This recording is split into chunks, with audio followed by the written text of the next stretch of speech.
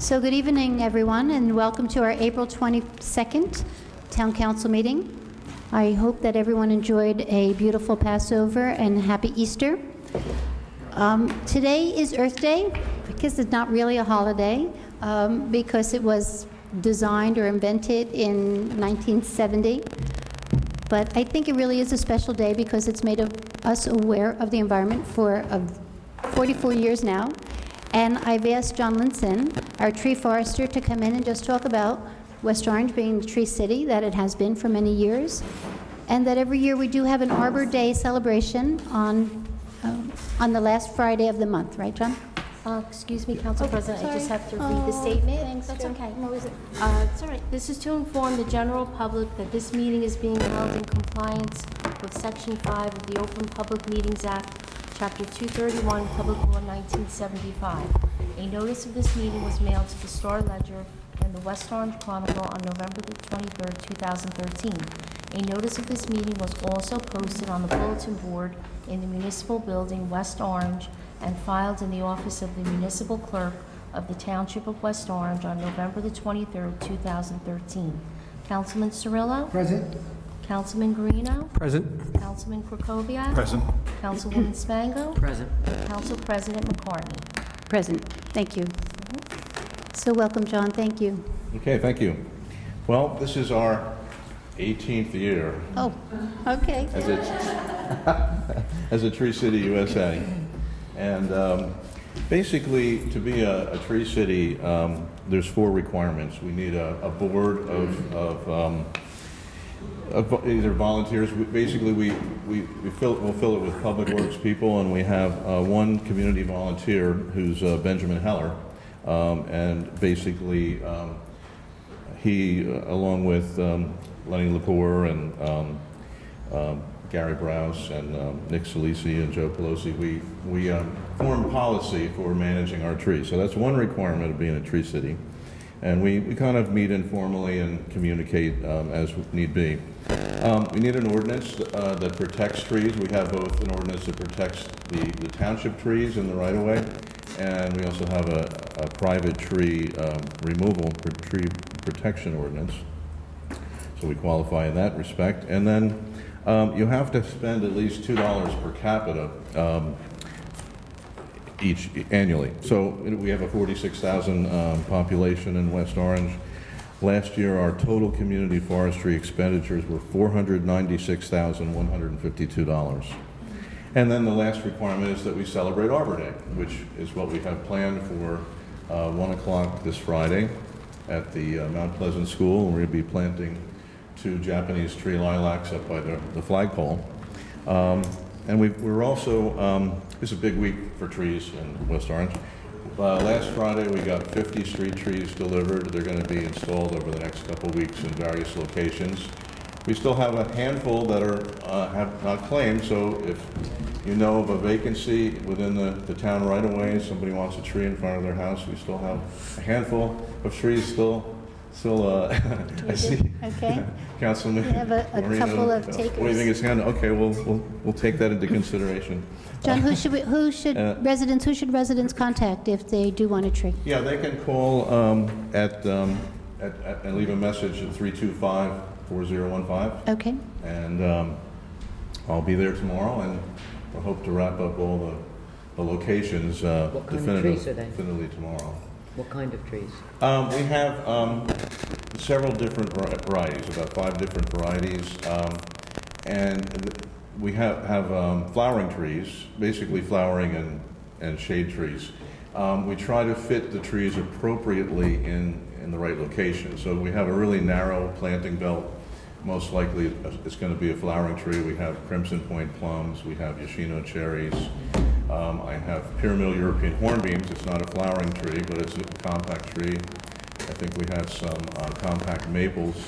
And when I say compact, these are trees that only grow to be about 25 feet in height, so they don't interfere with wires, overhead wires, because that's the problem that we've been facing, that and aggressive species lifting sidewalks. So we've tried to reverse, the adverse feelings people have about trees by planting appropriate trees in those locations. So basically the choices are flowering or non-flowering. And then we have some larger trees like October Glory, red maple that we're planting in places where we have a really wide planting belt or no sidewalk present. So I think that answers your question, Patty. Great. So anyway, that's the story. Anybody is welcome. 1 o'clock at Mount Pleasant School, and hope to see some of you there. What was that number again? To call for a tree. Oh, 973-325-4015. John, can you talk a little bit also about how Open Space has 6 acres up on Mount Pleasant Avenue, 577 Mount Pleasant Avenue, and I know you sat in on the preliminary meeting about the idea of creating an arboretum on Mount Pleasant, at the Rock, right, the Rock. So. Well, yes, we've been doing some, basically, the Rock, is pretty much denuded of not only vegetation, but soil. So Nick Salisi's been working with the compost, bringing in compost to create a soil up there where we can do some planting. Maybe it's perhaps some of these trees that we just got may end up over there. Also, some we can start some seedlings up there. So it's really we've got to not only create an arboretum, but we have to create soil to grow some trees up there. But it's a very unique location. And, we hope to be able to get a lot of different species in there over time. And you just said that we've spent over $400,000 on trees in town, so this idea would be to use those trees in other locations instead of purchasing that them. covers, of course, labor and materials and everything else. Actually planting trees, some of that comes out of the budget as well. I meant using the trees at the Arboretum around town. Yeah, we can move some of that money up that way. And speaking of open space, with all the property that the township has acquired, sometimes we forget we preserved all this land, but that a lot of these tracts of property have aging trees, dying trees, trees that are, because many of these properties are landlocked, and they create problems for the adjacent property owners where trees are falling into their yards and everything. So we've been trying to be proactive in managing some of these properties. So some of that funding is expended to make this open space safe, particularly when there is public access. Great. Okay. Okay. Anything else? Good? Thank you. So thank you. All right. Any questions for John? No? Well, John, you gave us a good segue to introduce Mike Brick, because one of the things you talked about, that the reason that we have, let me read this. It says that this is from Arbor Day Foundation, that your community joins more than 3,400 Tree City USAs with a combined total population of 140 million people. So we're part of that, and the fact that we have an environmental commission in place too. So I think Mike is going to introduce our recipient of the Green Heart Award on Arbor Day, because we talk about tree protection. Very good. Hello, Town Council. As you probably know, I'm Mike Brick, and I'm chair of the Environmental Commission. And also, John is a commissioner on our commission, and Linda Stiles, who's here tonight, is also a commissioner. And we have interlocking commissioners on open spaces and zoning. So while the Environmental Commission is new to the town as an outgrowth of the Energy Commission, we're kind of flexing our wings and seeing where we're going to fly to. And we've got all these good people on the commission to do the good work. I wanted to mention to the town council that I had a really good meeting last night with the new manager at Whole Foods, and they would love to partner with us in many, many ways environmentally in West Orange.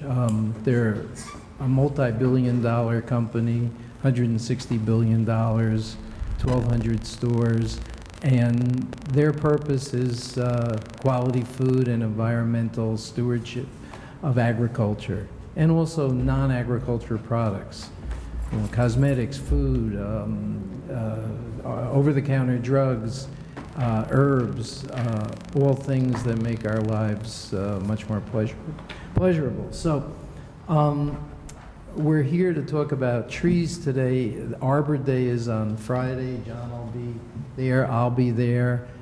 I invite everybody to come out. It's, 12 o'clock? 1 o'clock. At 1 o'clock at Mount at Pleasant. Washington School? Mount Pleasant. Mount Pleasant School. Glad we're here. Glad you're here. I don't want anybody to go to the wrong We're place. glad you're here to get the facts straight. That's right. And we are honoring Linda with the Heart of Green Award because she is a great citizen of West Orange. She gets up and does work, and we acknowledge her for that. And she's a steward of the trees in town. Trees are critical to our lives. People that take them for granted really do so at the peril of life on Earth. Trees sustain us, trees give us oxygen, plants give us oxygen, and without them, we would not exist. So while we disrupt the natural environment with our civilization, we back off, and with John's good services and open spaces and the other people in town, we try to do the best we possibly can with our resources. And we have a lot of trees in this community. But we So- do have one good resource, so that's why we nominated Linda Stiles at our last Environmental Commission meeting because of a project that she took up, an idea. So Linda, please, I would like you to describe your idea because we're talking about applications in town, and you know, we get a lot of opposition for many applications. And Linda was not happy about the CVS on Prospect Avenue. Well, it's not that I wasn't happy. In August, I found out that they were planning on removing a lot of trees. And when we went up and looked at the site, I couldn't understand why the trees had to be removed because they were on the perimeter of the site, and the building that CVS had planned was going to be in the center of the parking lot. So I spoke to Lenny Lepore briefly about the idea of maybe relocating some of those trees rather than having them chopped down. They had survived Hurricane Irene, Superstorm Sandy, and to me it just seemed cruel to be cutting down trees that were perfectly healthy if we didn't have to. So I spoke to Lenny, and then in August I spoke to the mayor. And we talked about all of the trees that we had lost on the municipal lot, which 2 days after Superstorm Sandy, I had to go to the post office. And by the time I walked past all the carnage, all the tree parts that were laying, I was crying. And I talked to the mayor and I said, you know, there's a big, beautiful white pine that if we could relocate it, would you support that idea? He did support that idea. So I think it was the 28th of August, we met, John Linson and I met with 3 certified tree experts to talk about the prospect of removing this beautiful white pine. All 3 tree experts said it would be risky to whether or not the tree would survive. And they all 3 recommended that since it was nowhere near where the CVS was going to be built, why don't we leave it there? Called and reported to the mayor, and the mayor also supported the tree being left where it existed. But while we were there, Don Horn, who met with us, with John Linson and I, made us aware that he had planted not only that white pine, but the tree that was next to it, which is a blue Atlas cedar. So it just seemed the right thing to do to keep that tree in place. So with a number of people involved, we also moved 3 trees that were able to be moved down to the Rotary Island right across the street on Main and White Streets. And Joe Pelosi and his DPW crew were amazing. I mean, I call him the magician because the last tree was moved Thursday last week before Good Friday. And when I spoke to him Thursday, he said the Grabowskis were going to help him move it, and it would probably be on Monday. So Saturday, when I came down to water the trees, there were 3 trees instead of 2. He had moved it Thursday. So there are a number of people that I really want to share this recognition with and make people aware that we have a lot of good people in this town who care about the trees and go that extra mile, including Mayor Parisi. Without his support, I'm sure we wouldn't have been able to save those trees.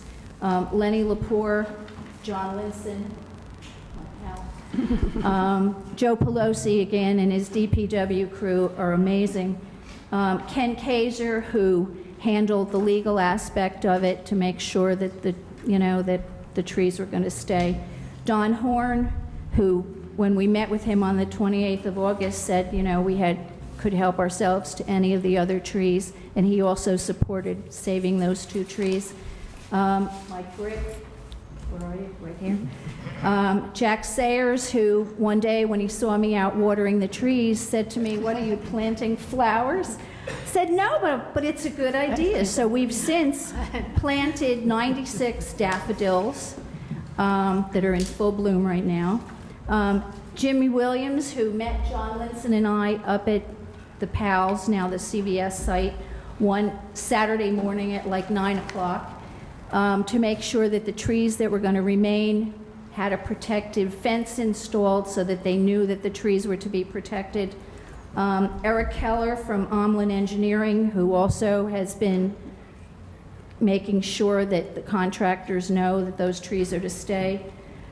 Steve Cantanzaro from Catco, I can't even read, Catco Demolition, who John and I met with to let them know that the trees were going to remain. And he did such an amazing job of doing what he had to do to remove that building without touching the trees that were to remain.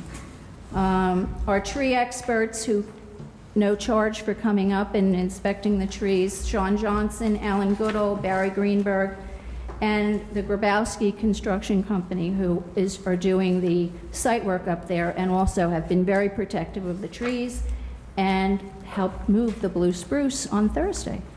So I thank you. I appreciate the recognition. Thank you. Thank you, really.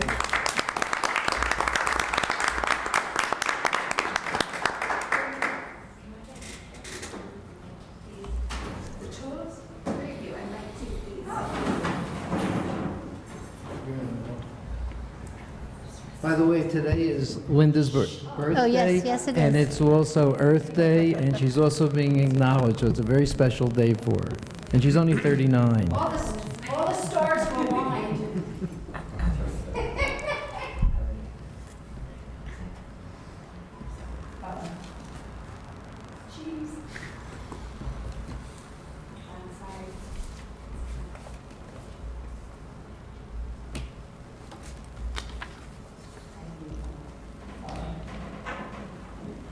Just don't make me look bad. No. Oh, okay. Carry trees. Yes. You want to get in that picture? Okay. I can do sign language. I can really Stand here? Yes, thank you. So thank you very much. I mean, the reason that I presented the nomination for Linda was because it was one seemingly far-fetched idea that worked. And just by collaborating with so many people in town, it can happen. So I always give people credit for good ideas. In honor of Linda's birthday, I have a birthday gift for the town council. Okay. So you can hand these out. Joyce Kilmer. It's our second year of giving out the famous poem by our famous New Jersey poet, Joyce Kilmer, who I thought was a girl when I was in grammar school when we learned the poem. And we also are giving out to the school some Native American wisdom about trees so that the ceremony on Arbor Day is memorable to them. So I have a certificate, or I have these for the town council also. And if I Can you read could it, please? read it, I'd appreciate it, because it should be known by all people in New Jersey. It's pretty well known around the world, but there's no reason not to read it again. Joyce Kilmer lived in Mahwah, New Jersey. He was a reporter, a poet, a writer. He volunteered when he didn't have to be a soldier in World War I, and regrettably he was killed in France. And even though he wrote quite a lot of other things and other poetry, he's very famous for this very simple poem, which is got the echo of the ages now. So I'll read Trees by Joyce Kilmer. I think that I shall never see a poem as lovely as a tree whose hungry mouth is pressed against the sweet earth's flowering breast, a tree that looks at God all day and lifts her leafy arms to pray, a tree that may in summer wear a nest of robins in her hair, upon whose bosom snow has lain, who intimately lives with rain. Poems are made by fools like me, but only God can make a tree. And I have a few wise sayings, and I'll only read one, by Native Americans concerning our environment and trees. This is a Cree prophecy, and it's not ascribed to any one Native American, but it's been quoted over the years. I quote, "When all the trees have been cut down, when all the animals have been hunted, when all the waters are polluted, when all the air is unsafe to breathe, only then will you discover you cannot eat money." Amen. So thank you, and we'll be giving these to all the teachers at the school, these certificates, and I hope that everyone will read them to their kids and their families and pay attention to the words and the poem so that we're inspired by them. Okay. Thank you. Thank you. Thank you. All right. Madam President, members of the council, I'm Joe Vina. I'm here representing Rotary. I just want you to know, and I want the township to know, that the improvements at the Rotary Park are in no way done, but were in no way done at the initiative of Rotary. Linda Stiles on her own had the initiative to do something at Rotary Park. It's our park, it's the town's park, but she went ahead on her own with her own resources, her own ideas, and we found out afterwards how she beautified the park, and Rotary was very appreciative of what she did. She did it not only for Rotary, she did it for the township, she did it for Downtown West Orange Alliance, it's a focal point. She did it for Town Hall, of course you can see it from here, and we shouldn't get any credit for Rotary Park for what she did, and we appreciate it. Joe, thank you. Thank you. Nicely done. Nicely done. Okay, thank you. Jessica, give an update. Good evening, Paula Hi. Dixon Taylor, 250 Watchung Avenue. We're still in the conference agenda? I'm sorry, Paul, right, we didn't even start the public meeting yet. Okay, thank you. Thought there was more. Jessica Glicker, giving an update. Okay, thank you. Our next Environmental Commission meeting is this Thursday, April 24th, right here in Town Hall in room 109. It's open to the public at 7 o'clock. Thank you. Hi, council members. Hi. Have a couple announcements. Okay. On Thursday, April 24th, 6 police officers are going to be promoted. The ceremony starts at 5 p.m. It's at the loft at the Wilshire Grand Hotel. So we just want to send congratulations to Captain Matt Fula, who will be promoted to Deputy Chief, Lieutenant Thomas Montesian, who will be promoted to Captain, Lieutenant Timothy Brennan will be promoted to Captain, Sergeant Rich McDonald will be promoted to Lieutenant, Sergeant John Morella will be promoted to lieutenant, and Sergeant Joseph Spiro will be promoted to lieutenant. So congratulations to them. On May 1st at 4:30, the West Orange Health Department is holding free prostate education and screening. You must meet the program eligibility criteria, and you can make sure that you do by calling 973-325-4136, and you can also look on our website at westorange.org.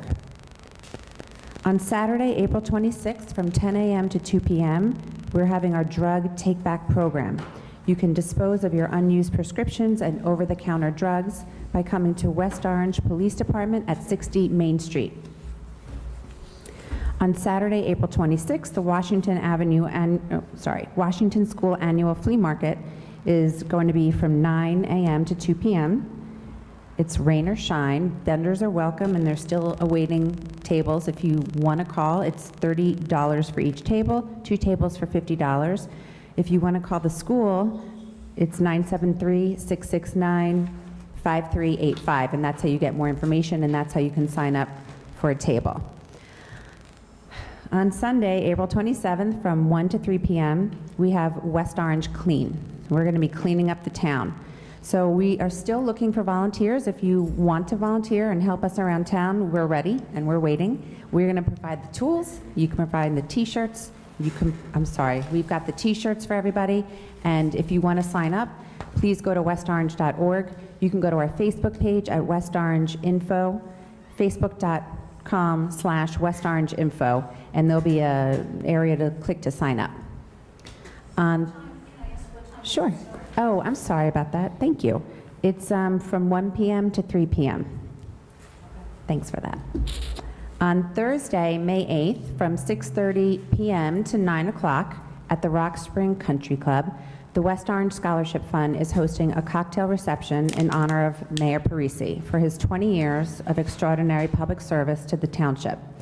For information or to participate in the ad journal, you can contact Jim Quinn at 212-339-2548, or you can email him at jquinn@allenco, that's ALLENCO.com.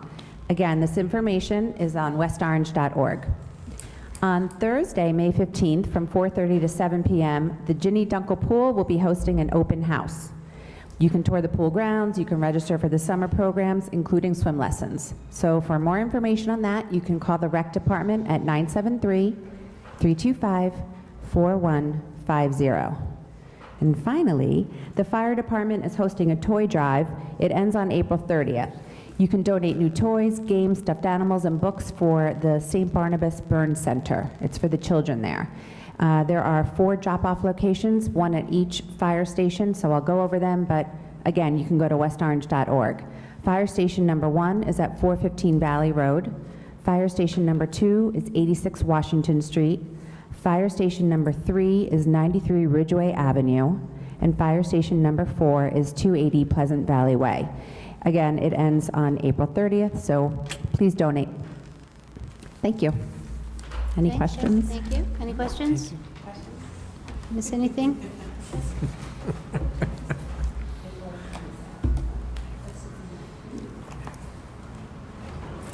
Okay, shall I read the statements? Yes, thank you. Okay. This is to inform the general public that this meeting is being held in compliance with Section 5 of the Open Public Meetings Act, Chapter 231, Public Law 1975. A notice of this meeting was mailed to the Star Ledger and the West Orange Chronicle on November the 23rd, 2013. A notice of this meeting was also posted on the bulletin board in the municipal building, West Orange, and filed in the office of the municipal clerk of the Township of West Orange on November the 23rd, 2013. Councilman Cirillo? Present. Councilman Guarino? Present. Councilman Krokoviac? Present. Councilwoman Spango? Present. And Council President McCartney. Present. Would everyone please rise for the Pledge of Allegiance?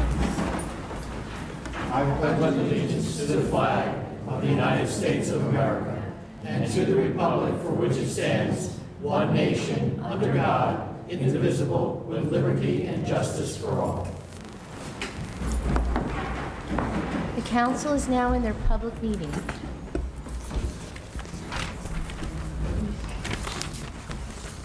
I just wanted to say before we start the public comment that if you have any council liaison announcements, we can do this at that point, at this point. My Councilman? meeting was canceled last night due to no quorum. We're meeting next Monday. Nothing to report. Thank you. Councilman Cirillo, anything to report? Council President, capital improvements at the at the senior citizen at the John Degnan House are complete. There were some elevator repairs. I know that some of our senior citizens had some concerns about that. That's complete. There is going to be another phase in the near future. There's going to be more improvements to those elevators. Also, some roof repairs, some gutters were completed. Just received a report from the director. And lastly, a sump pump was installed in the boiler room to make sure that there's no potential floods in the future. There is a water runoff because of the topography, but this is it was an expensive repair, but it was a necessary repair. And Len Lepo was very helpful in advising Debbie Salinardi as what was needed. So I just want to thank the township as well. Thank you, Council President. Thank you. Mr. Cirillo? Mr. Krakowiak? Sure, thank you.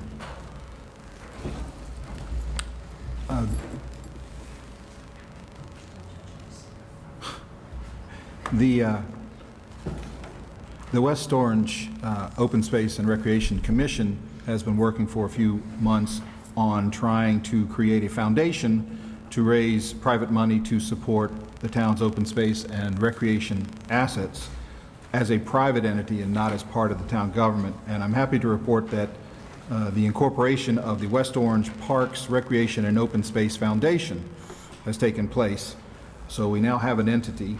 We still have to get a tax ID and get approval as a tax-exempt entity, which should take a few more months.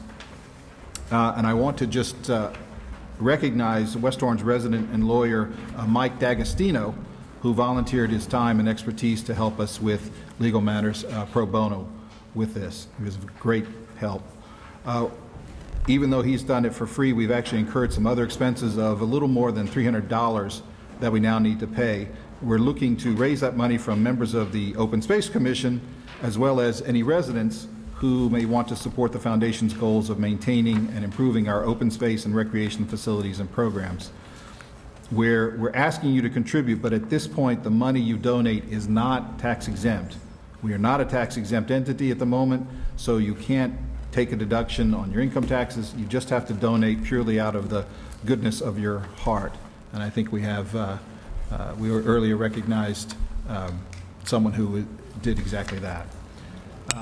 And so if you want to donate or get more information, please email Mr. Rick Forte at rforte8387@aol.com, or you can call 973-736-6433. And as part of that, Mr. Forte asked me to announce that the West Orange Sports Facilities Foundation is having a Rock Out Night fundraiser May 3rd from 8 p.m. to 12 p.m. at the Stone Depot. That's the new place opened up in the old Rock Bottom at 437 Main Street. It's going to feature the Four Kicks Band. It's a $10 donation at the door, and there are discounts on drinks and food. And if you want more information, you can contact Mr. Forte.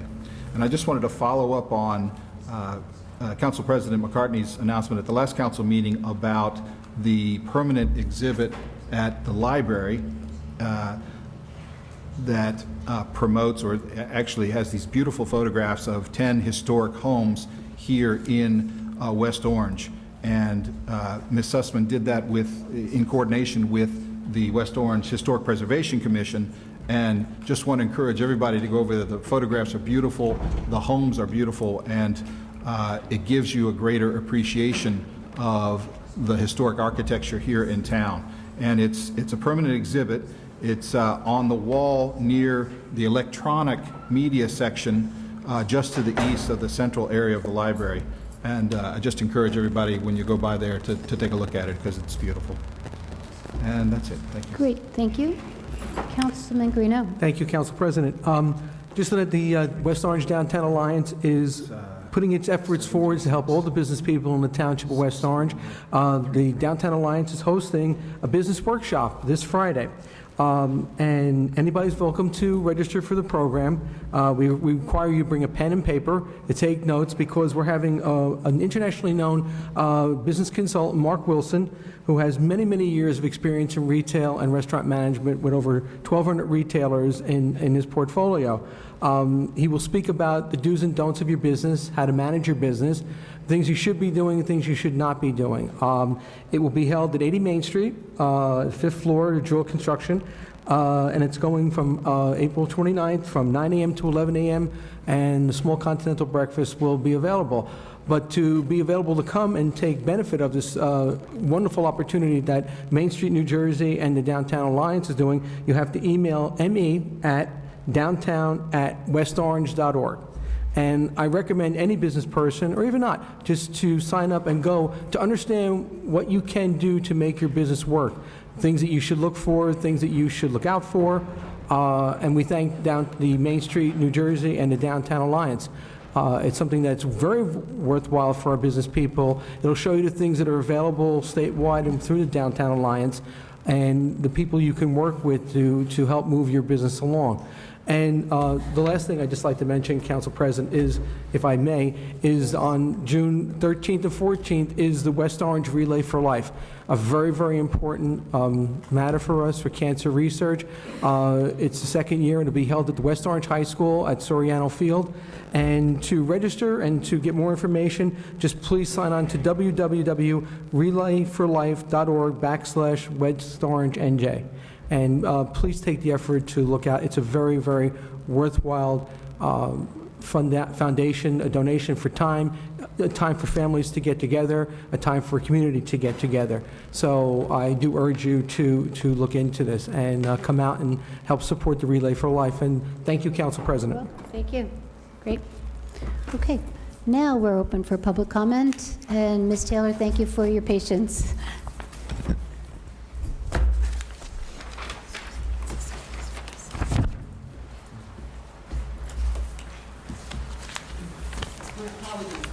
No, that's okay, sorry. Watchung Avenue, 250 Watchung Avenue, West Orange. I would like to thank some people that work in the town, and one of them is Jack Sears. Sure. We've been having a problem with our street getting clean. Sometimes the people that are contracted drop more garbage than they pick up. And I came to Mr. Sears and I told him the problem. And he says, look, I probably can't get to today because it's a little late, but I will handle it. And ever since then, they have been coming out. And I know one of the gentlemen's name, but he has a partner, Mayo, I think his last name is. DeMayo. And DeMayo. Yes. And he's been coming out with someone, and they've been making sure whatever the garbage dropped, it's picked up.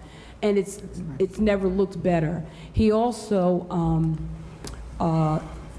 helped with some of the absentee landlords to just dump in the garbage. I mean, I have hundreds of pictures of them just letting stuff pile up on the side, which creates raccoons and rodents and all that kind of thing.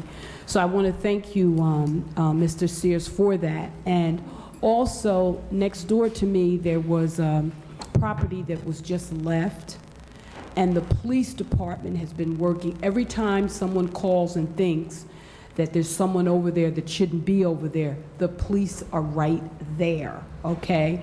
And, you know, I think it's someone under control now because one of the relatives of the owner of the property came and moved out stuff, but it was going to start to be a hangout for kids. And you and I both know that, you know, our teenagers need somewhere to go, okay? And it wasn't going to be next door to me. So, but I just want to thank, and Mr. Pelosi's office also, I just really want to thank you, Mr. Sears. I want to thank the police department, and I apologize if I don't mention any names because they're families too, and they've been really, really instrumental in making sure that when someone on Watchung Avenue calls and they see someone on that property, that they handle it. Sometimes 2 or 3 policemen will come. And I tell the young people, be very careful. It's private property. You can't sit on the porch and just chat because it's not your property. So again, also another thing that had been taken care that Mr. Sayers was instrumental in was the PRISM site on Columbia. Right. That was hideous, and for the last couple of days or maybe week, there's been a man out there, and they even got rid of that car. Parts of a fender's been there for months. It is totally clean, and the front on the side of Columbia Main Street, and it just makes for better viewing. So I just want to thank you again, and I just think that it's good when residents and town officials can work together. So thank you very much. Well, thank you for that message. Very good message. Any other public comment?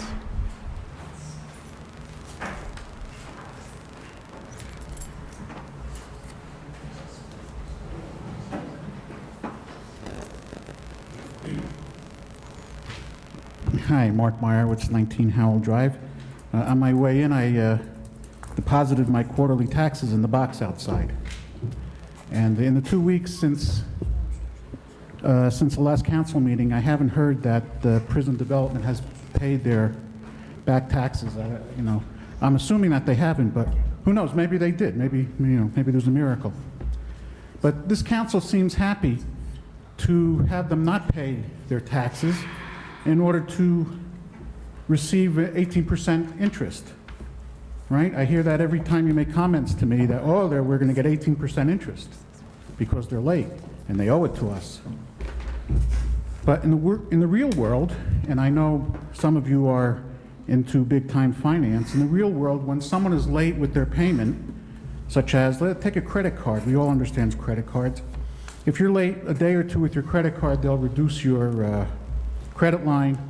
They'll throw on a $25 or $35 penalty, and if you do it often enough, they cut you off altogether. And why do they do this?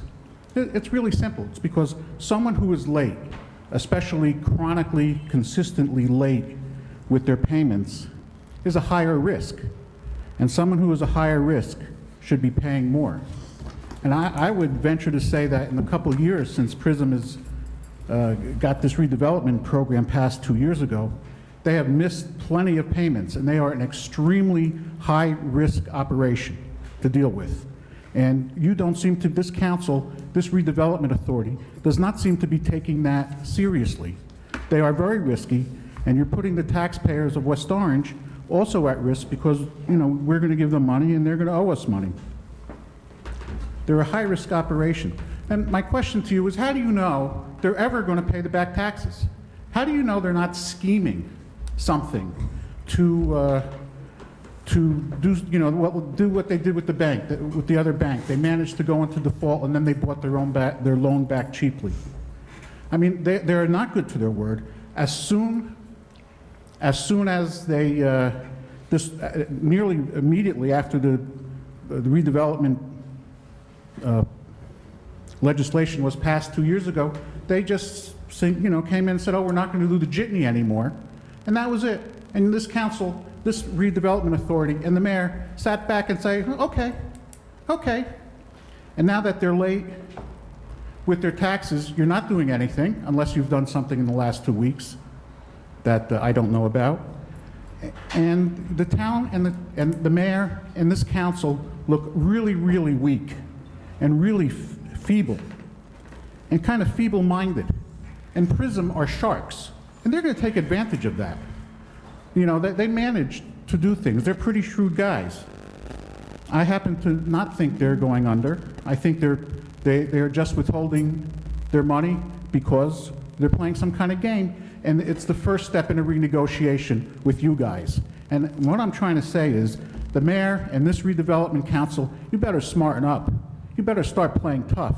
You better, get onto their level because they're playing a big-time game, and you're just laying back and letting the citizens of West Orange take it. And we don't want to take it. Now, I said two years ago that by doing this redevelopment thing and giving them tax breaks and the bond issue, whether it's $3.6 million or 6.3 million, or even if it's $100, it's still taxpayer money, and you've made us partners in this. So I would like nothing more than this redevelopment authority and the mayor to tell PRISM to go take a walk, that this agreement is null and void, and that they blew their opportunity to do whatever it is they wanted to do. So my bottom line question is, actually I have two. When are you going to start taking action? When are you going to toughen up and act like you represent the citizens of West Orange? Because when I stand here and I watch this council, and I watch it on television again, it really looks to me like you're really more representatives of PRISM Development than you are of the citizens of West Orange.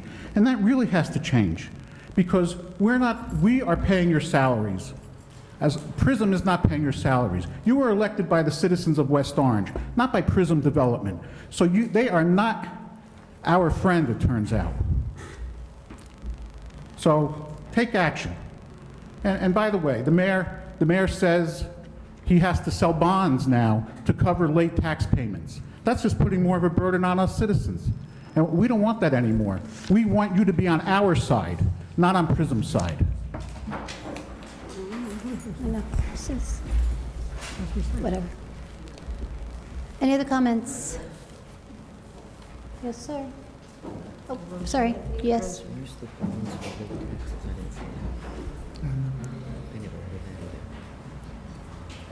There's money put aside. There's money put aside for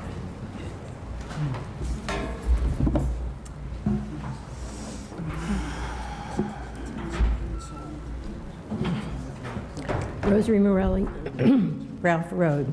I have some questions about two ordinances I'm first reading on tonight's agenda.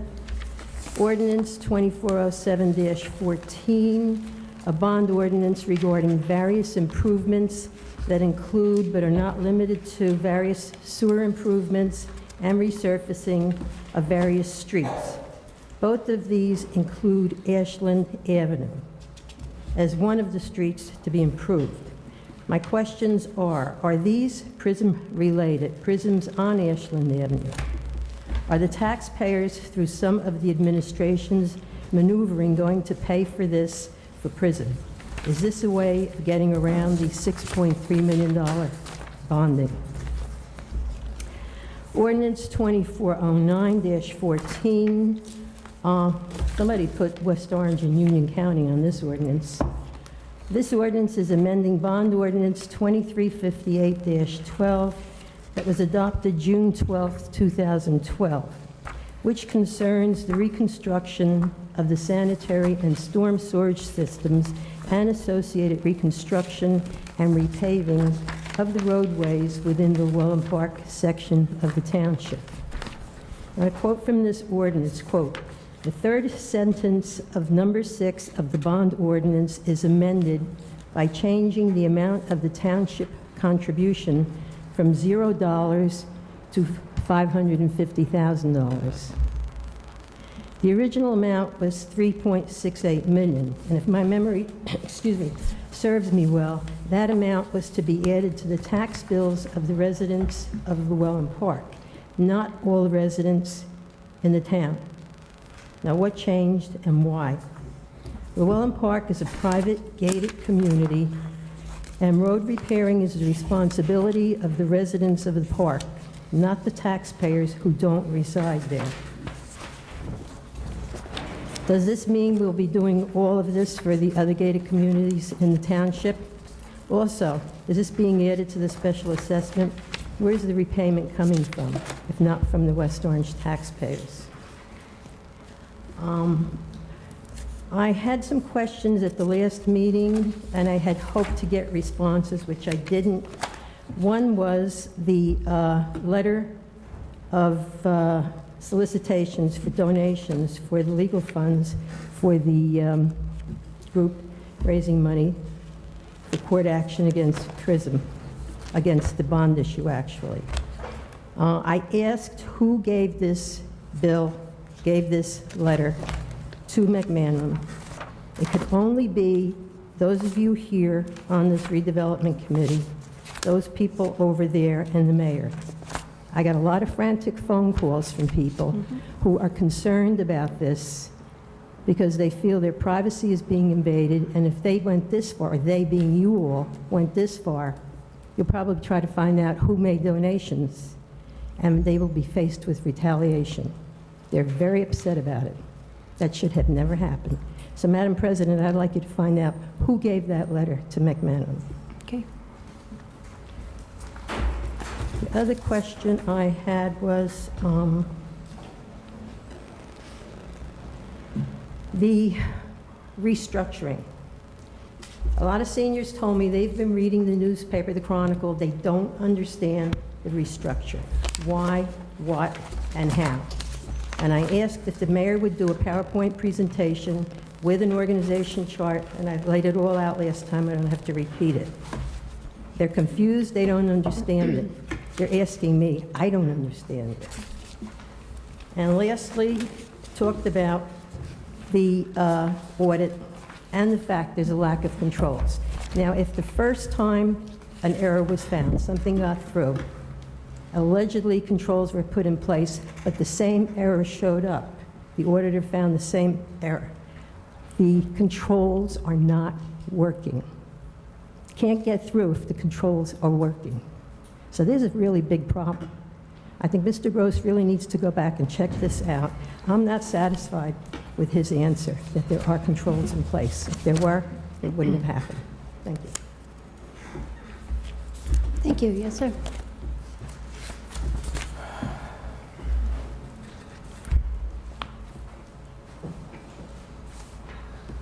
Bert Turner, Mount Pleasant Avenue. I'm not going to ask the same question Rotary asked. I looked at that ordinance and I had issues with it too, regarding the Willett Park, for one.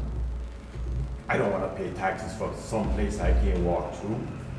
As a black man, I don't want to walk up to that gate and somebody says, hey, you can't come in, and I'm shelling out dollars for taxes, so you guys better look at that, because I have issues with that.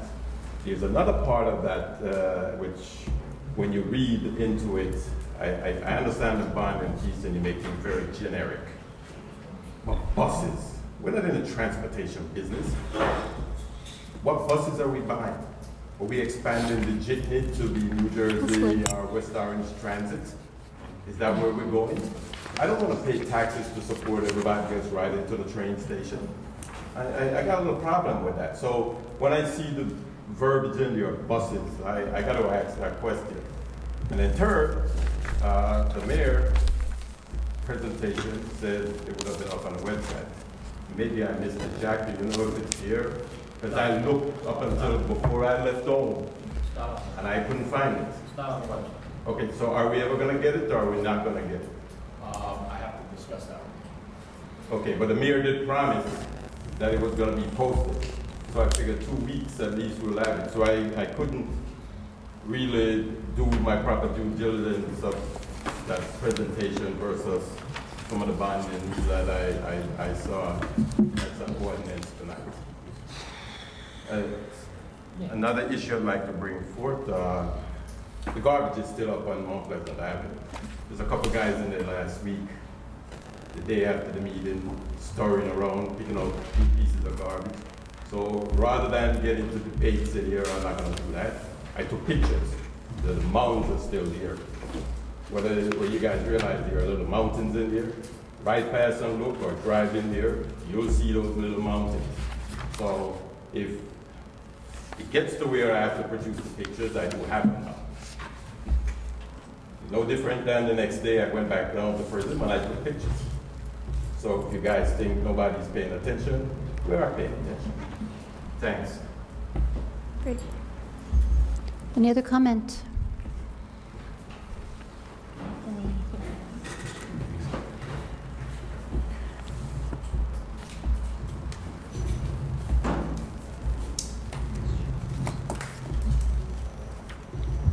Hi, Anthony Puglisi, representing County Executive Joe DiVincenzo. I guess I'll start with a few upcoming events that the county is sponsoring. First, on Saturday, April 26th, from 11 to 5 at the Environmental Center is the Essex County Earth Day. That's a free event. Beginning in May, we have a series of fishing derbies throughout the park system. May 3rd, which is a Saturday, from 8:30 to 4 o'clock in Cedar Grove is the Household Hazardous Waste Collection Day. Saturday, May 17th, at the same site in Cedar Grove is the Computer and Electronics Recycling Day. That goes from 9 a.m. to 3 p.m. And then on Saturday, May 31st, from 10 till 2 at Turtleback Zoo, that's our annual open house event. All that information is on the Essex County website, which is essexcountynj.org. And then just two other things that I wanted to bring up. One, on March 28th, or over the last several months, there's been a lot of talk about a proposed dam in South Mountain Reservation. That's being proposed by the Army Corps of Engineers and several towns that are downstream the Rahway River. The county executive issued a press release on March 28th saying that he's opposed to the dam proposal, but he does understand that flooding is an issue downstream and is encouraging the Army Corps of Engineers to look into other alternatives which would have less of a negative environmental impact on the reservation. The reservation is a natural resource that not only people in West Orange but throughout the county and throughout the region enjoy.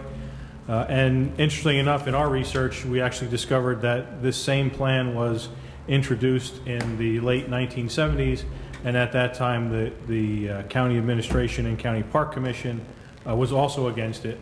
The two plans that were introduced then and now are probably 99% similar, so we don't know why this has been resurrected, but the county executive is against the dam proposal.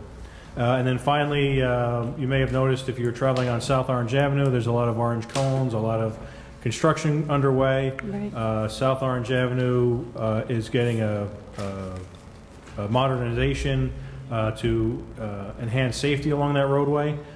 Throughout the winter months and anytime there's a heavy rain, we've always had to close that between Cherry Lane, intersection of Cherry Lane and Brookside Drive and Harding Drive in South Orange. So what the construction will do, it'll lessen the curves in the road. The curves will still be there, but it'll make the road meet today's motor vehicle and traffic safety standards. There'll be swales and improved drainage so that water runoff from the road doesn't go directly into the reservation. It'll be channeled and controlled better. There'll also be guide rails and street lighting. And also, there were about 400 trees that had to be cut down. However, we are replacing those 400 trees with about 4,000 trees. So that will not only along the road, but there was tremendous damage within the reservation because of Hurricane Sandy. So some of those trees that are being planted will help rejuvenate areas that were destroyed by the storm. And the trees are not the little stick figure trees that you normally see planted. These will be at least a 4-inch caliper, so you'll see an immediate impact once those are planted. The project is a 2-year project, so there will be some disruption until probably about 2016. It's a $30 million project, and it is completely federally funded, so there's no impact on the county budget. Nice, good. Okay. And they do have, I received, didn't know if you were going to mention. Oh, yes. The Essex County Job Fair. That might be of interest to you. Yes, on May 15th, our Essex County Workforce Investment Board and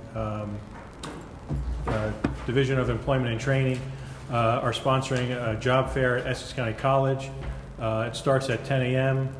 We have over 100 vendors who are coming, and the vendors had to be pre-qualified in that they had to have job offerings, so they just couldn't come and collect resumes. They actually had to have job positions that they wanted filled.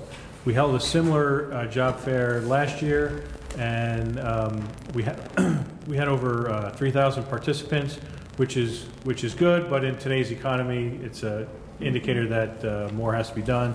And through tracking those, the people who came, there were about 300 permanent jobs that were created or that people were able to obtain through that event. Also through that event, there are some vendors who are coming to assist with if people have homeless issues or childcare issues, transportation issues, so it's making it more than just a job fair. It's a one-stop job fair, if you want to call it that. And there is a pre-registration that helps us track people. So if you do go to EssexCountyNJ.org, there is a large icon that you can click on and register. It's a free registration. Like I said, we just want to be able to track people as they go through. Thank you. Okay. And, you know, we shared emails also about graffiti that was at the reservation, and I didn't know if anyone would look at that and how we should handle that. I don't know if you had a chance to look at that. We did have conversations with our Parks Department. That's something that we noticed as we were installing the bridges. So it will be an issue that we're going to have to address and make sure that we're on top of that. Right. One of the planning board recommendations was to have surveillance cameras there that, if that's possible. All I can say is we've had initial discussions, so that'll have to be looked at. Okay. I don't have an answer for that right now, but I will go back and see what can be done. Okay. But we are going to well aware look of at it. it, and we're aware of it, and we'll do anything we can to keep on top of it and make sure that it's not Good. there. Thank you. Any questions? Any questions? Thank you. Anthony, thank you.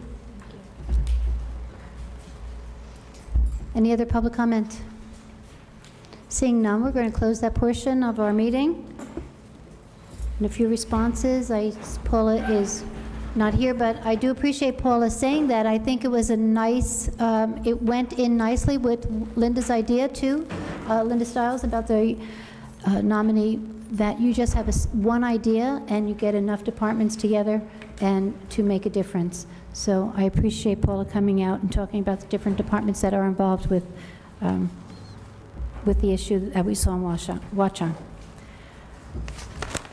Mark is still talking about delinquent taxes. You make it sound like we're happy about that. We're certainly not happy about that. But I'm not happy about that.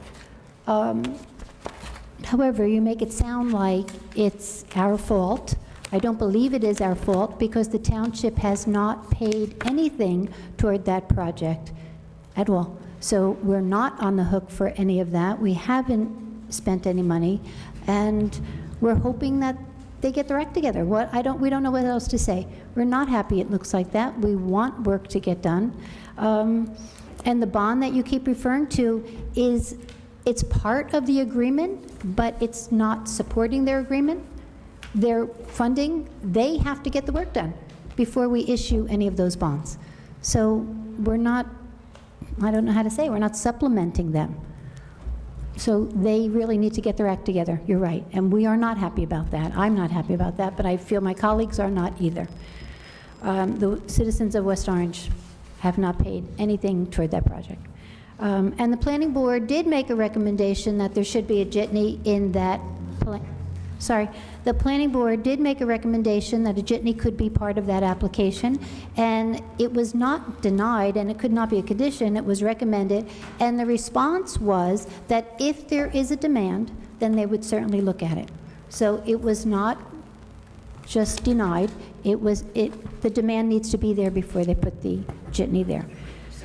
What lends into what Earl said about the buses and things that are in this bond ordinance. It's not really spelled out. It does say buses, and I'm sure the administration can be.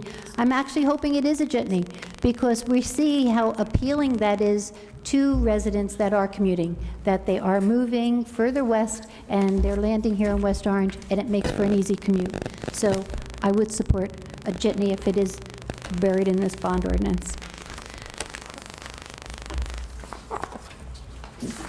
Rosary, I get Mrs. Morelli, same thing, Llewellyn Park. The administration will have an answer about Llewellyn Park. You know that this bond was issued to do their road improvements. I'm sure they found more along the way, considering all the work that did have to get done. John, we had the same conversation this week. If you'd like to add anything to that. Just that to the extent this ordinance is being expended, it is in reference to primarily sanitary sewer work as opposed to road improvements and storm sewers. So the expansion of this is for additional sanitary sewer work. And as we all know, the sanitary sewers are a primary safety issue. It's not just for the users, but for all of the users of the system, not the users of Llewellyn Park, but for all of the users of the system. So it is important that all the sanitary sewer system can be properly functioning. Because the system is integrated It's all interconnected. in the system. And a failure in one area can cause failures in others. Okay, thank you. I know the Ashland Avenue is in there. That doesn't have anything to do with the redevelopment project. That's just a street here in West Orange. And I know at the last meeting, I did already say that I have no idea. I was not notified. I did not see any redevelopment letter. So I can't make any comment on that. And we would like to see a table of organization. We have said that already, and that's something that the administration would have to put together to present to us. That's it. Councilwoman Spango. Okay. Ms. Taylor, you left, but it was refreshing and glad to hear good, positive news, and I thank the administration for your response and taking care of that. Mr. Meyerowitz, as Council President said, I don't think anybody's happy with the situation with PRISM, but we're not happy saying that, okay, we're getting 18%. I think the point being made was, yes, they are wrong, that not up to date with their taxes, but the other side to that is the town is not losing money. They will eventually, they're being charged 18%, not that that makes it right. But the one thing is, you keep saying issue a default. They have a right to cure it, even if the township or the agency issued a default. They have a right to cure that default. And once they cure that default, they still own that property. And if they don't pay the taxes and there's a lien, the municipality has the first lien on the property. We come before any kind of mortgage funding that they've had, correct, Jack? Correct. Okay. Ms. Morelli and Mr. Turner. First, Mr. Turner, I'd like to tell you, I did mention to you at last meeting, and I wanted to call you, but I didn't know how to get in touch with you, in reference to the property up by the rock on 477. I told you that I would reach out to Leanne Zalino, because we all know that she is the watchdog there, and I did call her the next day. She called me back, and she did assure me that there was no new dumping there. It was what we all said, just the debris that was left underneath the snow. Not that I'm saying that's right. And I asked her to just let me know what the progress was for cleaning it up, and as you stated tonight, it looks like not much has been done. But I did want to let you know that I followed through on that phone call to find out exactly what all the debris was. And Ms. Morelli and Mr. Turner kind of had some of the same questions. I would really like the administration to a little further explain, because I do remember when we passed this ordinance for Llewellyn Park, it was supposed to be assessed to the residents, no cost to the taxpayers. So if you could just explain a little bit further why this charge is here, because I don't understand it either. You want me to do it now? Yeah, this way it'll avoid everybody else asking the same thing. As Mr. Gross said, the bottom line is this increase that we're putting into the ordinance is for basically sanitary sewers. The original ordinance was for storm sewers and for road repaving. Unfortunately, their sanitary sewers are pretty much in bad shape, and they had come to us and asked if we could help them out. And the bottom line is that we maintain all the sanitary sewers throughout this township, and as Mr. Gross said, it does become a safety issue because it's all hooked into the same system. So once one part of the system goes down, it could affect other parts of the system, so we had agreed to help them out with the bond to do the sanitary sewers for them, as we do for everyone else in the township. Does that open us up to other gated communities, or we would do that anyway? Yeah, but we believe that we would probably have to do it anyway because they're sanitary systems, not stormwater systems. It's different, totally different issue than a stormwater system.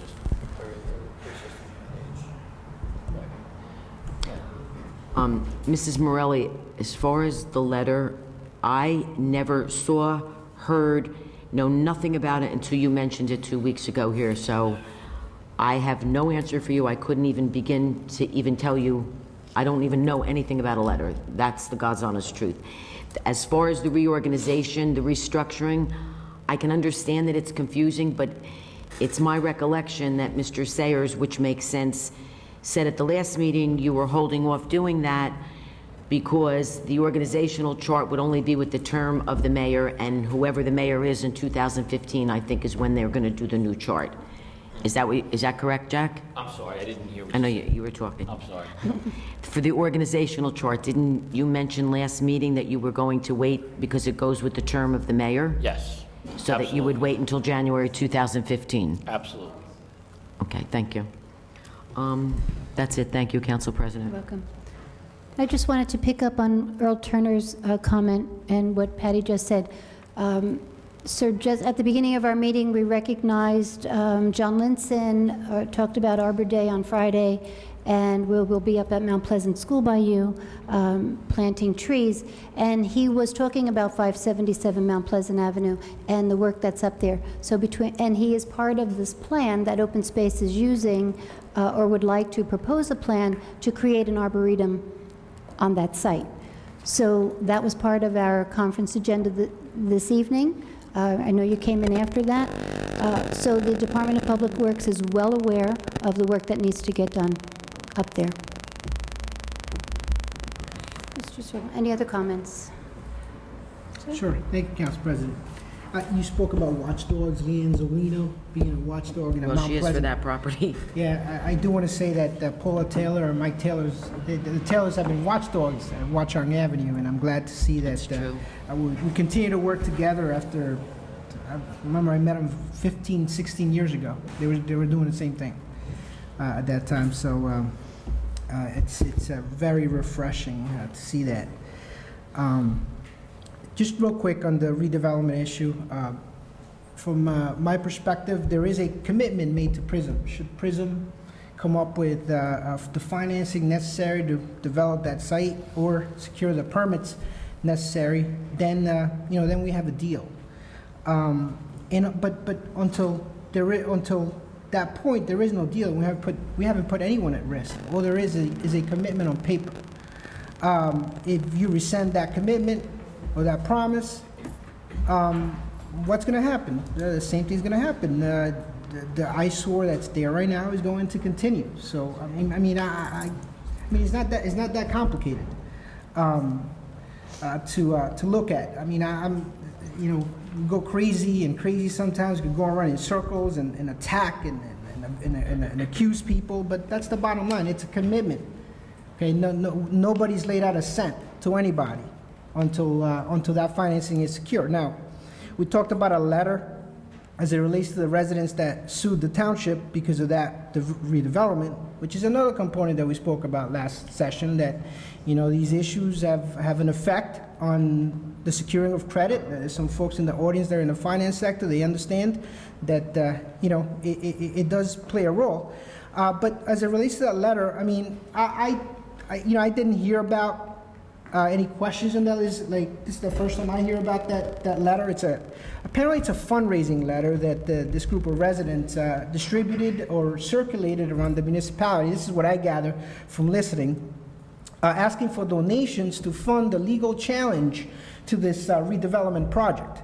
Now, I think that, not that I had any role in it, but legitimately, if it's part of this redevelopment discussion, there may be some folks that may have a legal question as it relates to what's happening with this and what kind of effect can it have on this commitment that I just spoke about, on this redevelopment deal. So legitimately, I can see somebody having a concern. Now, who did it? I mean, if your question is who did it, I don't know, somebody's got to find the answer to that. It certainly wasn't me. But I can see how it can raise some legal questions as to what kind of rule or what's going on and what kind of effect it can have. The same way that these legal challenges are having an effect at this point in the process. So again, just to summarize, nobody's paid anything. There is a commitment on the table. Should financing be secure, then we'll move forward. But until that point, PRISM, you're not paying your taxes. 18%, what is it, $250,000 property taxes? 18% on $250,000 is $45,000. Should they not pay the $45,000? There's a process, just like any other commercial property owner. There's tax liens that are sold. The municipality is going to get its money. So that's. I just want to, make those points and those issues as it relates to the issue with Llewellyn Park. I have some questions as well, and this is first. We're just introducing it on first reading, and we'll get those questions answered as we move along. Especially because the sanitary sewer matter just raises some questions. What kind of responsibility do we have, and all that. So we'll get some answers to those questions to Mr. Turner and Ms. Morelli's concerns. Thank you, Council President. You're welcome. Councilman? Thank you. Thank you to Ms. Taylor for coming, and she comes up here and talks about things that need to be improved, and when they're improved, she comes back and says thank you. So that's a good citizen in my book. Mr. Meyerowitz, I'll try to keep this as short as possible because this keeps coming up meeting after meeting.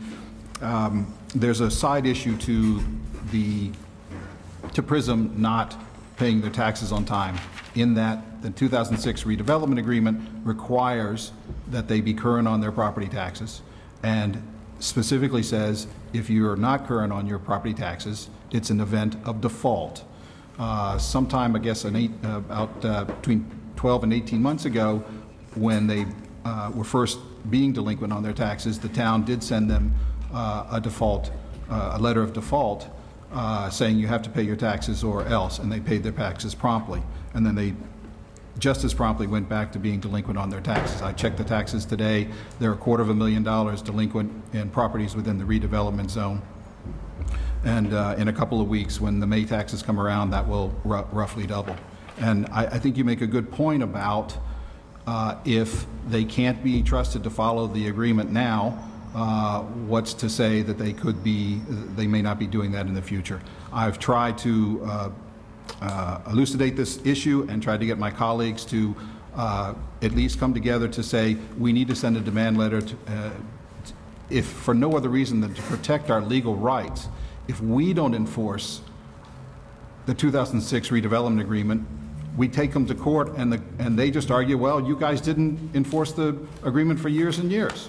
So I think at the very least, the council should at least pass a resolution demanding or requesting that a letter be sent, the administration to send a letter, if for no other reason than to protect our legal rights having to do with enforcing that agreement. But as you know, because you're a frequent visitor to our council meetings, I cannot get that.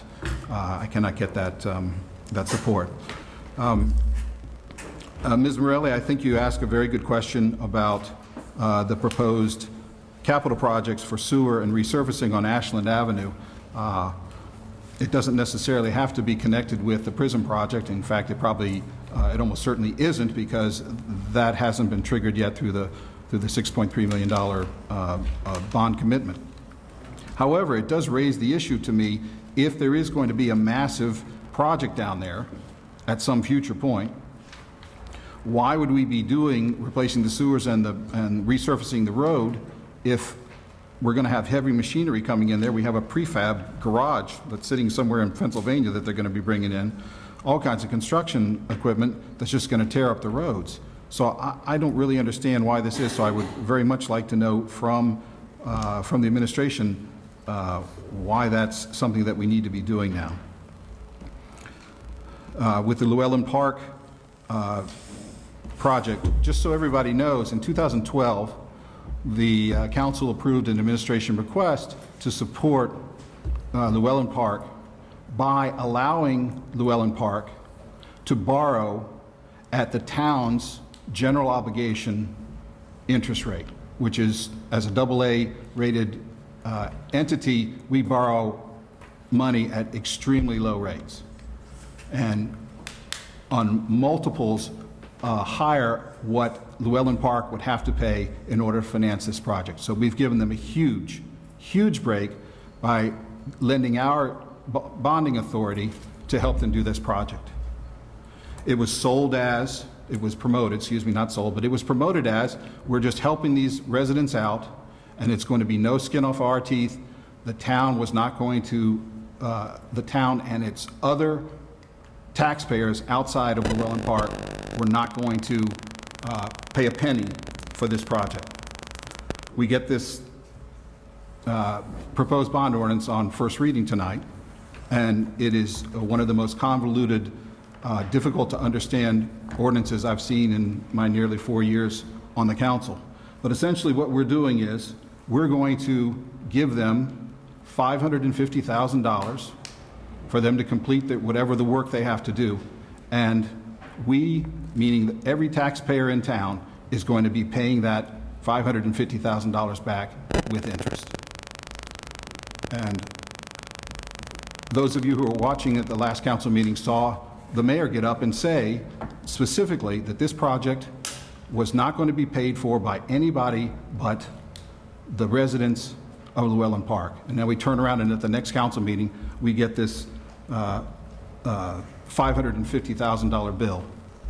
And I heard Mr. Sayers talk about that this was a safety issue, and Mr. Gross did too, and pointed out, and I think, if I understood correctly, saying that this was primarily a storm sewer and road project that was being done. If you go back to the 2012 ordinance, here's what it says. Bond ordinance providing an appropriation of $4,184,305 for reconstruction of the sanitary and storm sewerage systems and associated reconstruction and repaving of the roadways within the Llewellyn Park section of the Township of West Orange. So it certainly sounds like to me, I don't have much time to research this, but it certainly sounds from the title of the project that we were helping them with their sanitary back then. And I am very, very upset that we're going to be turning around and giving them $550,000 that the rest of the taxpayers of this township are going to be paying for years and years. And I'm open to a better understanding of why we're proposing to do this, but it just makes no sense to me whatsoever.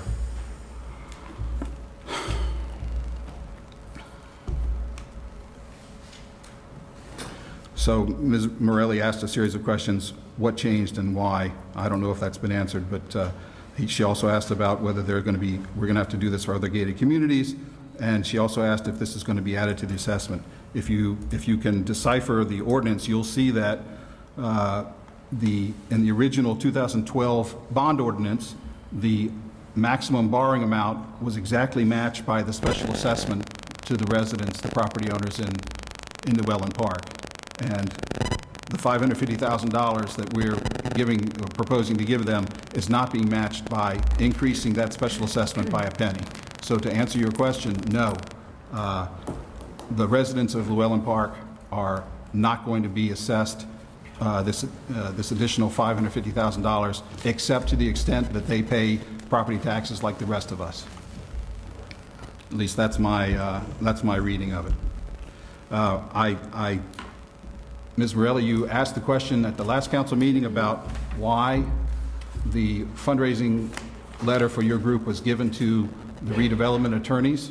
The question still hasn't been answered. You asked who gave it to the redevelopment attorneys and why, and that question hasn't been answered. Also, at the last council meeting, you also raised the issue of, when you were looking at the bills, that there was a charge in there for the redevelopment attorneys. Correct me, I'm sorry if I don't have the exact wording in front of me.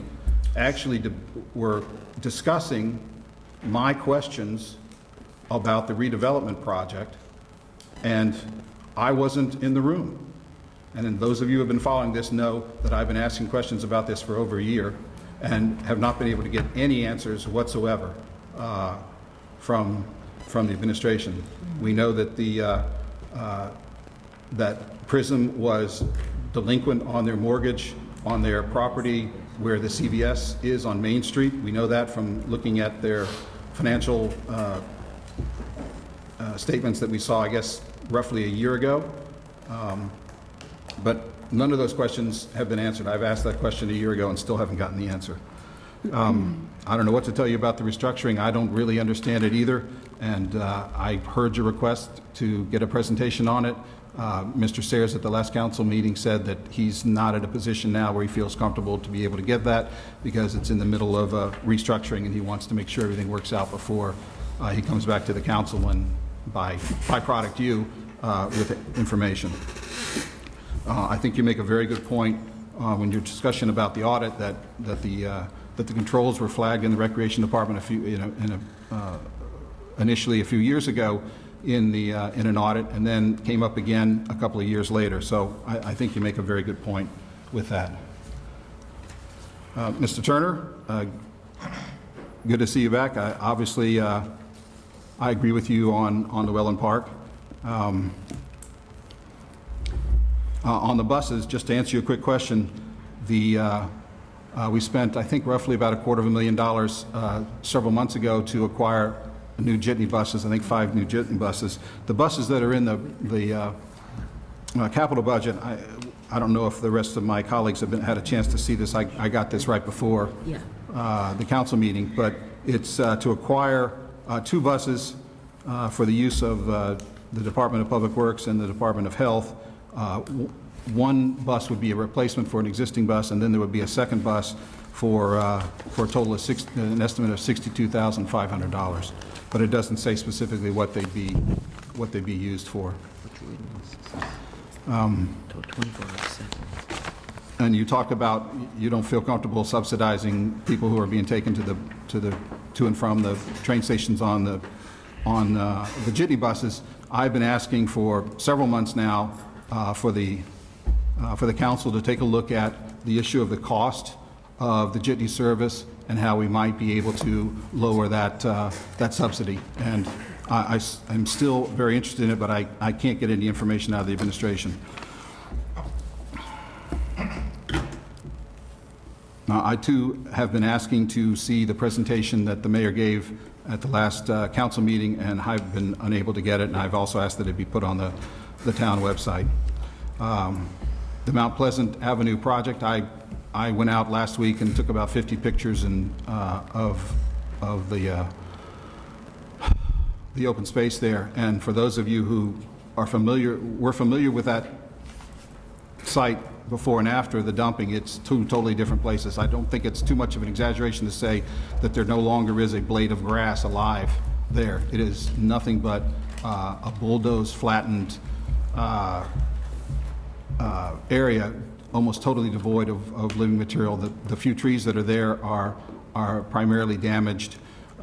There's bulldozer marks everywhere. There's water ponding all over the place. It's a mess, in my opinion.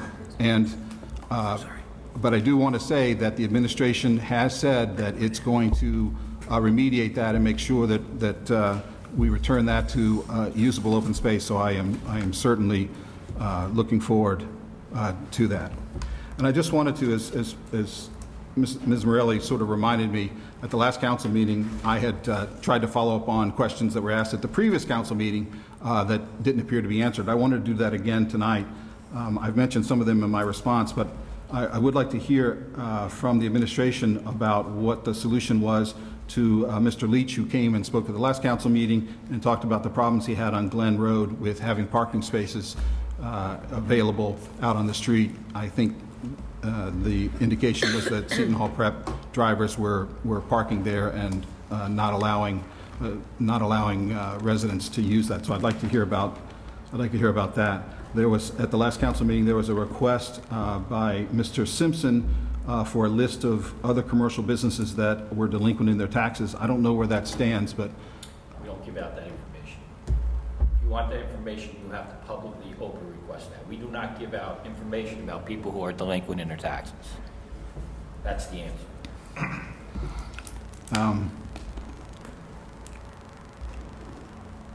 Also, as I said, I would be very interested to know why the redevelopment attorneys were talking about whether my questions about redevelopment should be answered or not. I'd really like to know more about that. Mr., I don't know if I pronounce his last name correctly, Mr. Kronowicz asked about what happened to his complaint about he was being transported in a town police car, and the police officer was smoking, and he asked what had happened with that, and Mr. Sayers said he had pushed that along but didn't know what happened. So I think a lot of people would be interested to know what came of that and what perhaps is the policy in the township. Mr. Meyerowitz, at the last council meeting, you asked if PRISM had developed a marketing plan, and can the public see it? And I don't see that question has been answered yet. But I think that's a very good point, because the marketing plan is supposed to be able to describe to investors, the people who would be financing the project, what the expectations are of the rents that they could get from the project. So it has rather important implications to whether they can secure financing. So I think that's an important issue. We saw the marketing plans previously when it was offered, when the PRISM was being offered, the project was being offered as a condo complex. Now with the rentals, it's a whole new ballgame. So I'd, of course, be interested in that. I think Mr. Simpson had raised the issue of, and I think Councilwoman McCartney had talked about, there was an attorney from who came and spoke about the New Jersey Supreme Court issue, and he came and spoke and said, here's what we think of the issues, and I'll come back when we figure out better about the issues. Again, I haven't heard a response to that, but I think that would be a good idea to bring him back, since he's already been here once, to sort of close the loop on where we're going with the legal action.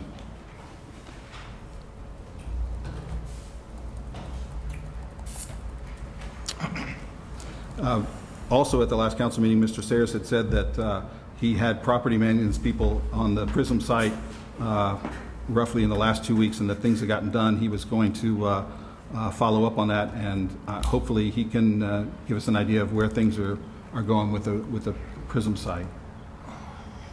And that's all. Great. So, Jack, you do have good news, because I know the follow-up on Mr. Leach, and also with the property management. We just heard from Paula Taylor saying that work is being done over there. So you can elaborate. No, I mean, you know, as Mrs. Taylor said, we've talked to them about some of the property maintenance issues, and they've had people working down there the last week and a half. I'm not sure how many people. I went by there the other day myself, and there were 2 gentlemen out there working. So they are trying to clean up some stuff around the property. Mr. Leach, the chief, and I went and saw him the following morning, and we had set up some people to go up into the neighborhood, and they had issued 18 summonses that morning. Went to his house directly, spoke to him. He was very pleased and thanked us and said thank you to the township for the work that the officers were doing. Mr. Konowich, obviously that's an internal affairs complaint. We don't discuss those publicly. We never discuss internal affairs complaints publicly. If he wants the answers, he can go right to public, to the internal affairs division, and get the answers. But there's some other issues that I can't discuss either. That's the reason why that's not happening.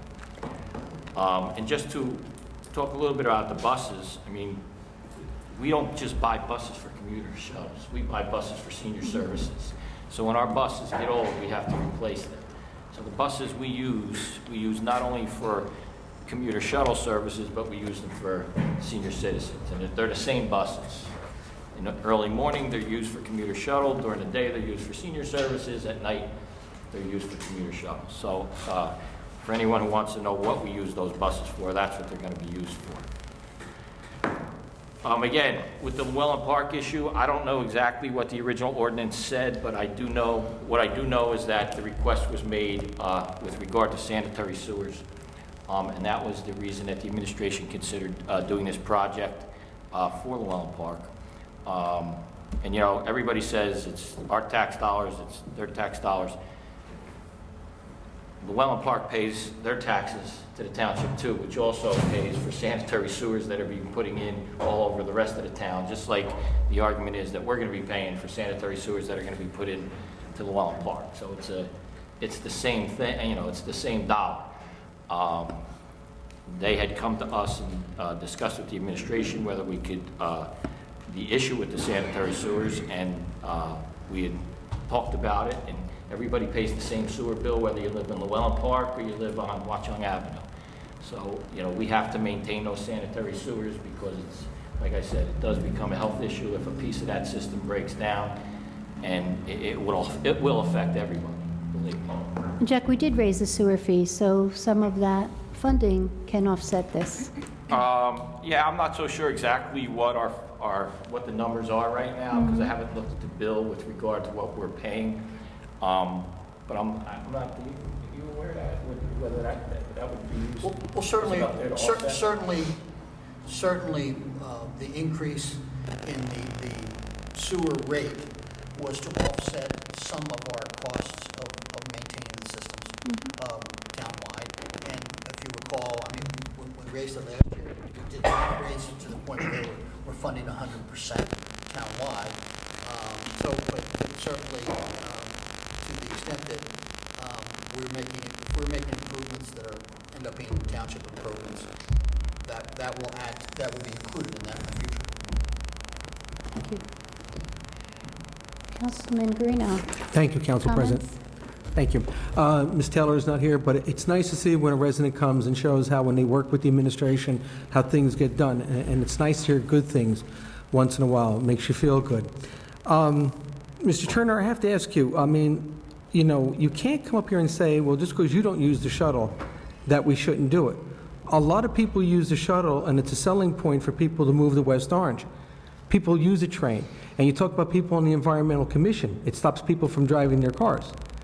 It's a benefit all around. Taxpayers take a benefit from it. People move to West Orange because of the shuttle service. So just because some people don't use it, then don't say we shouldn't do it, because a lot of people use those shuttles. Those shuttles are packed, and they're at the train stations. Okay? They are residents. They pay taxes too. It's a benefit. When people go to buy their houses or sell their houses, they're asking, and the realtors are telling them, we have a shuttle service. Oh, you have a shuttle service? Great. I don't have to use my car to the train station. It's a benefit. It's a quality of life. Okay? And that's what the buses are for. And they're also used for the seniors. They had to buy new buses because the buses they were using were not safe. So we should put our seniors in unsafe buses. Okay? So we look after our residents. Mr. Meyerowitz, when you come up and you ask the council to be open and honest and all that, you have to come to the microphone and be open and honest yourself when you tell your situation. Don't say the taxpayers were put. Nothing is set in stone yet. Nothing has taken place. No money is given out until the agreement, until they get their financing. So when you come up here and you say, you have to say the whole story, just like the council has to say the whole story. And I'm not very happy with them not paying their taxes.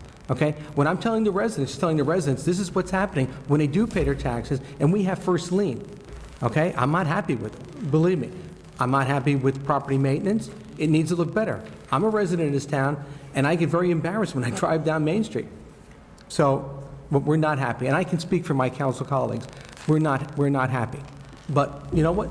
They're not getting any money. So when you talk and you come up here, you say, you know, this is what the agreement is. It's once their financing's in place and the money is allocated little by little, not all at one time. Okay? Other than that, that's all I have to say tonight. Thank you, Council Great, President. thank you.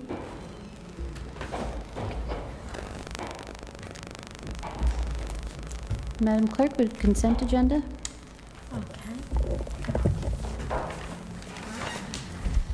On the consent agenda this evening, we have the public minutes of March 25th and April 8th, 2014. Consent. Consent.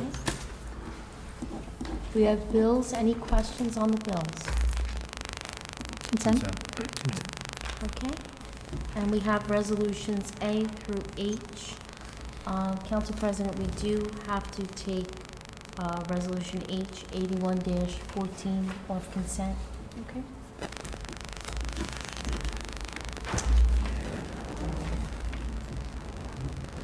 Are there any other resolutions being Any other called? resolutions? A through H? Councilman? I don't want to pull Agenda Item B, Resolution 7514, but I did want to ask a couple questions. This is a reappointment of our traffic enforcement officer. I just wanted to ask a couple of questions.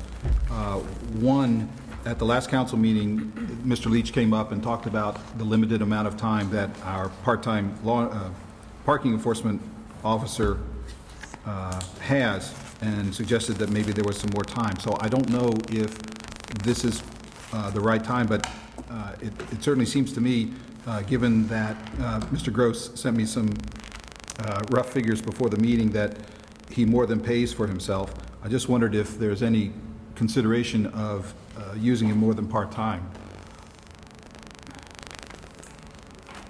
Actually, right now, I believe he works 25 hours a week. We have not given much consideration to increasing that at this point, but that is something we can take a look at.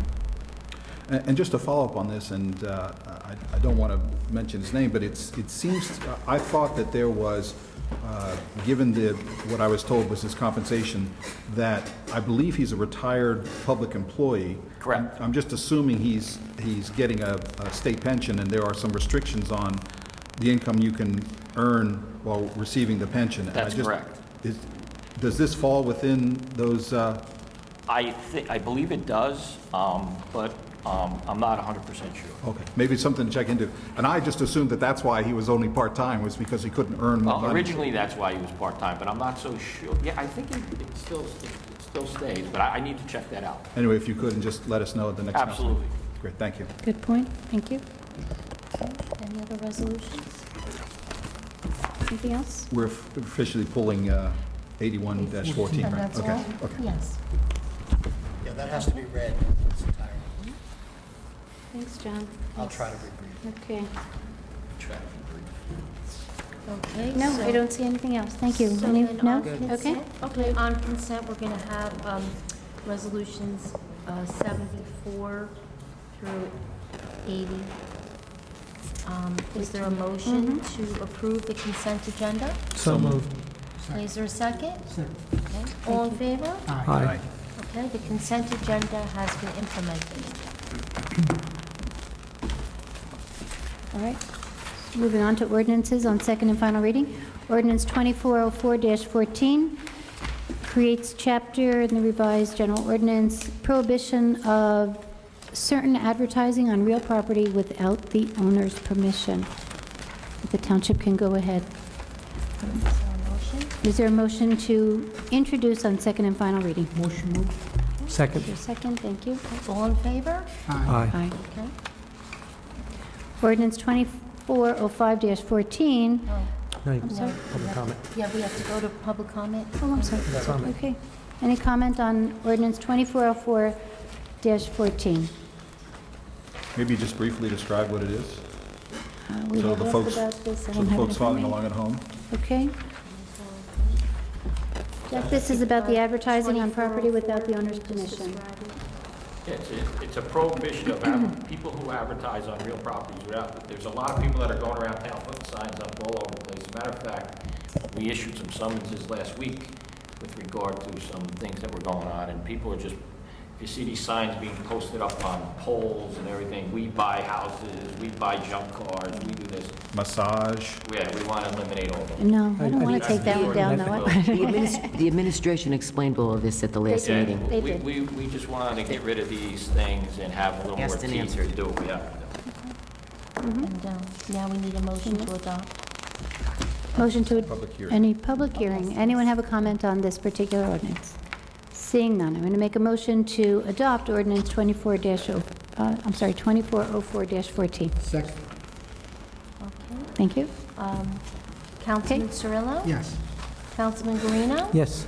Councilman Krokoviac? Yes. Councilwoman Spango? Yes. And Council President McCartney? Yes. This will be advertised according to law.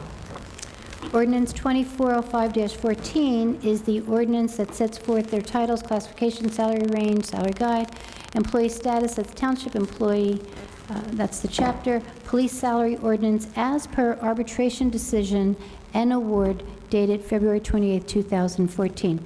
Make a motion to introduce on second and final reading. So moved. Second. All in favor? Aye. Aye. Is there any comment on this ordinance? This was an arbitration award for the township.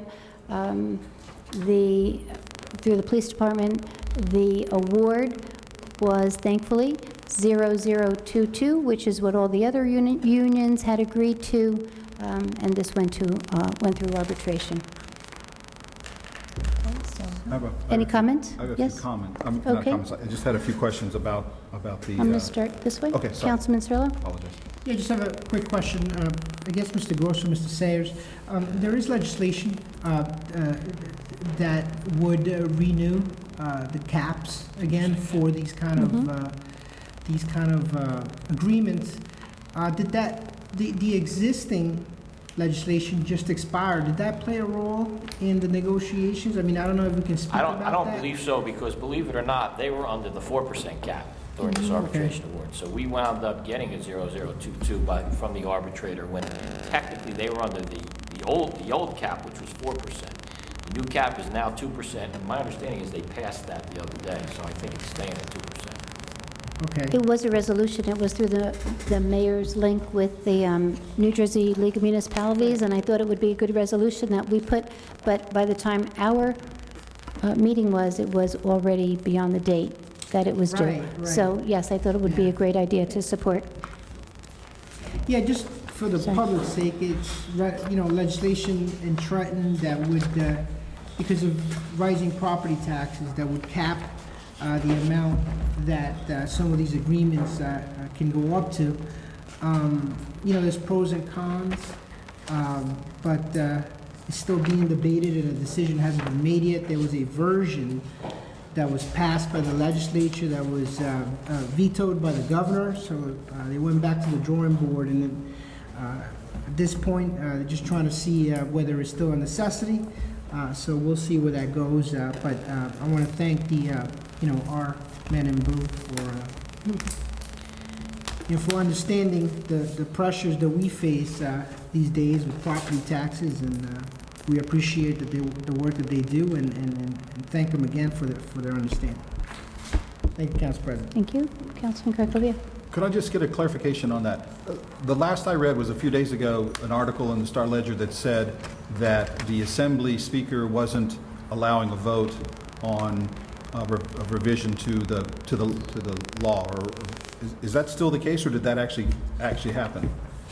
I don't I thought that there were some revisions that they wanted to put into the bill, and I was under the understanding that they passed it, but don't quote me on that, because I'm not sure. I didn't really follow up on it. Yeah, they did pass a version. They Right. passed a version that was vetoed by the governor. Yeah, I because think they went had- back to the original version. They wanted some other language in it, Right. but that wasn't approved. So I believe, and again, don't quote me on it, I'll check tomorrow, but I think the original bill was passed. 2%. That's what I thought, which is why I didn't put the resolution on after the fact. I just wanted to ask a couple of questions, not about the major issue on the arbitration, the interest arbitration, but just about some of the awards that the arbitrator made. I'm just trying to get a feel for this. I guess the major one was that the arbitrator is now requiring us to pay a stipend to every patrolman based on the fact that we pay a stipend to the firefighters who have EMT certification. Did I understand that correctly? What happens is, in arbitration, is once you have settled contracts, you have what's called a pattern of settlement. And what happens is, when you have to look at, when you're doing an arbitration award, and I'm not speaking for the arbitrator, he wrote it the way he wrote it, is they try and make it equitable with the other contracts. So if the firefighter's got a $3,000 stipend for being an EMT, then they would try and offset that somehow for the police officers, just to make the money work for both contracts. Now, that's nothing we have control over. That's something that the arbitrator has to do. And that's essentially what he did. We're giving the police the same for even though the firefighters actually go out and get EMT certification, so they have additional training, and that's why. Actually, I think it was a little less than what. Well, yeah, they from an economic standpoint, they're not equal. But it certainly was some acknowledgement that there was more than a 0022 given to other units within the township, and that to the extent that the arbitrator wanted to acknowledge that, he did, but he didn't acknowledge it to the full extent.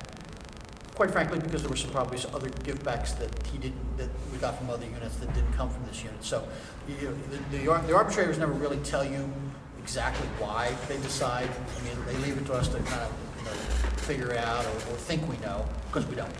But it certainly seems logical that, for lack of a better term, throwing a bone on that issue, but certainly not the entire bone.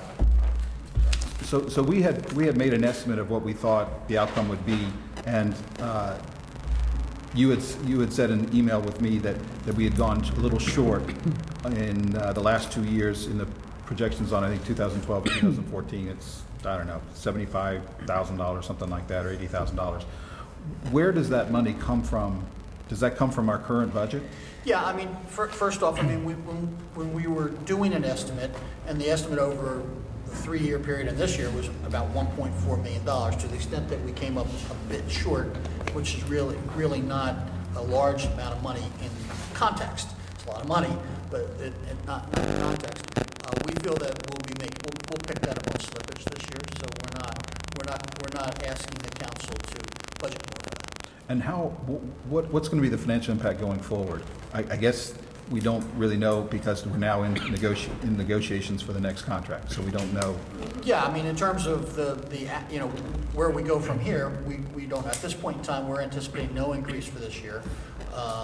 Certainly to the extent that we are in contract negotiation with all of our units, that process, we believe, will take some time.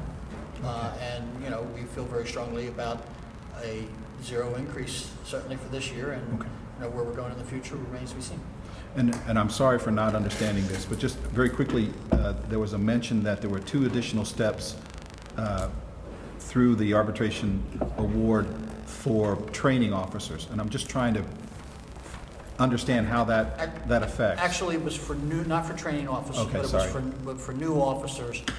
Currently, you have a training schedule, training level, and then you have 6, or previously, training level and then 6 steps. New officers will have a training level and 8 steps. So to the extent that, the annual increment was the difference between the high and the low divided by 6, now it's the difference between the high and low divided by 8. So it's about $1,400 a year difference, savings to the township for those new officers. Okay, so the 8 steps, does the amount of time that it takes them to get to the top rate, does that change? Yes. So where does it go from? From 6 years to 8 years. Okay. That's all. Thank you. Great, thank you. Any comments? Seeing none? Okay, is there a motion Make a to motion adopt? to adopt ordinance 2405-14. So moved. Second. Okay.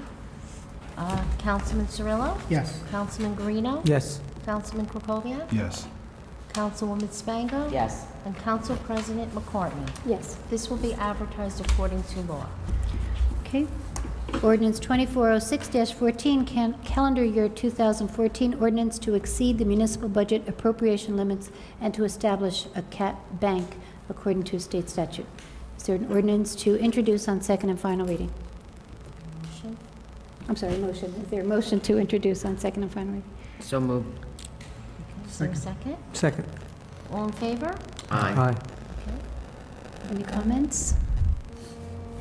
Any comments, public comment? Seeing none, I'll make a motion. Any comment? No, Okay. I was just waiting for Mr. Gross to call it a housekeeping issue. Yes, That's we what it is. discussed this. That's what it is. Okay, so this is Definitely housekeeping.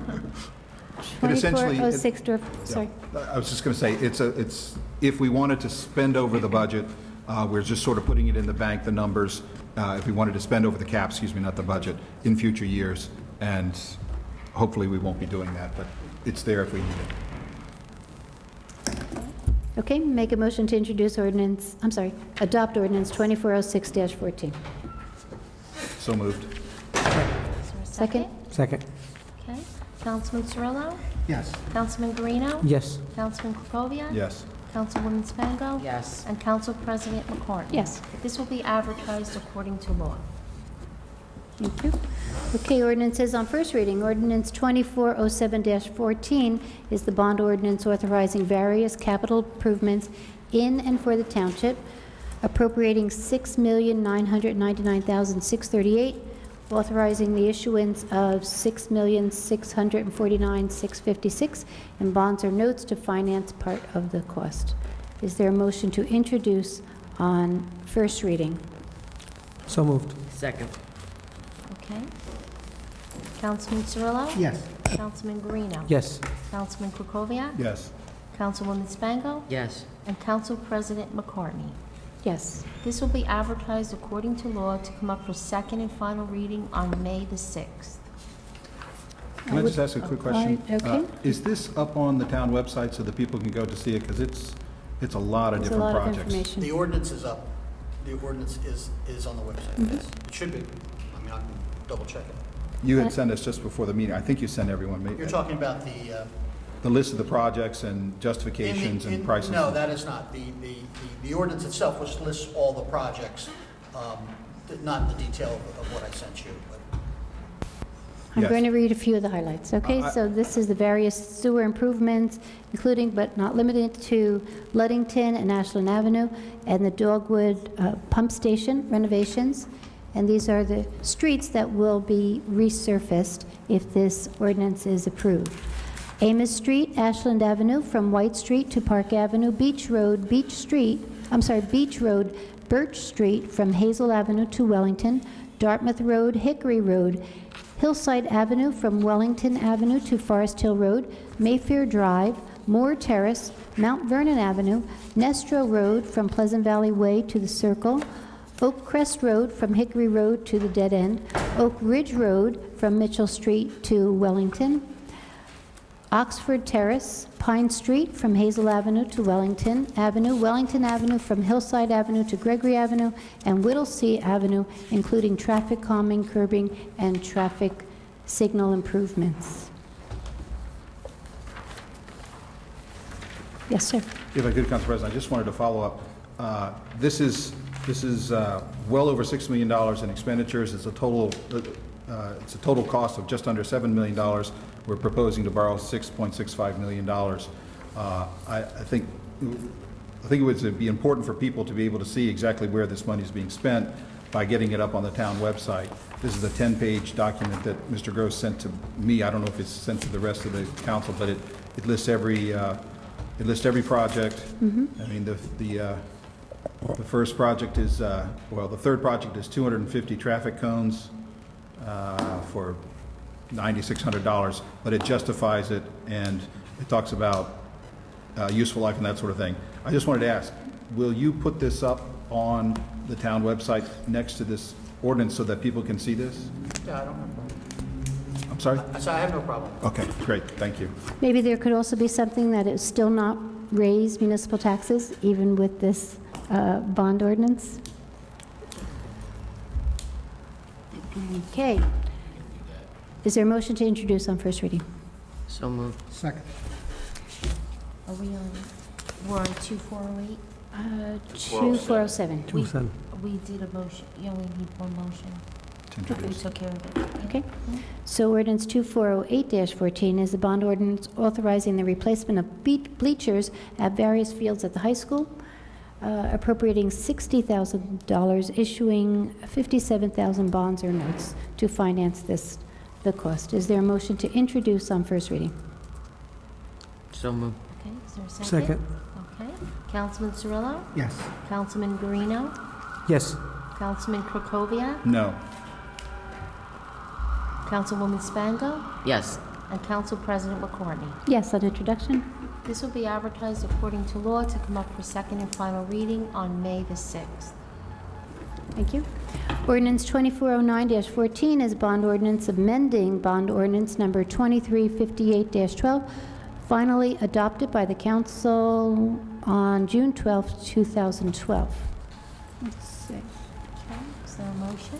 Is there a motion to introduce on first reading? So moved. Second. Okay, Councilman Cirillo? Yes. Councilman Guarino? Yes. Councilman Krokoviac? No. Councilwoman Spango? Yes. And Council President McCartney. Yes. This will be advertised according to law to come up for second and final reading on May the 6th. So this is the ordinance on Llewellyn Park and how we just talked about the integrated system.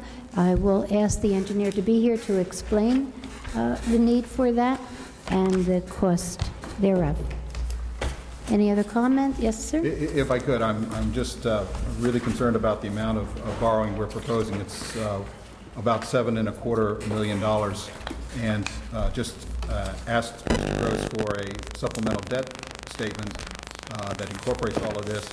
Our outstanding debt, authorized and/or issued, is going to go to almost $71 million if we approve all of these projects. And I can't remember when the last time our debt was this high. So I'm just very concerned about making sure that all these projects that we're planning on approving are really worth the money, because it's going to increase our outstanding debt by, I don't know, 12-15%, and that means a lot more debt service. So just wanted to flag that. Thank you. I think the message, the takeaway from this evening's meeting is that if you have an idea, a complaint, a concern, we are accessible. Council, spelled C-O-U-N-C-I-L, as in an assembly of people, as opposed to legal counsel. Please email us at, email us at council@westorange.org so that we can work with you and other departments that as our resources. I was just ready to adjourn. However, we have... No disrespect, John. We really didn't want to listen to this. We do have resolution to amend the introduced budget that needs to be read into the record. Mr. Gross. I will, thanks, sir.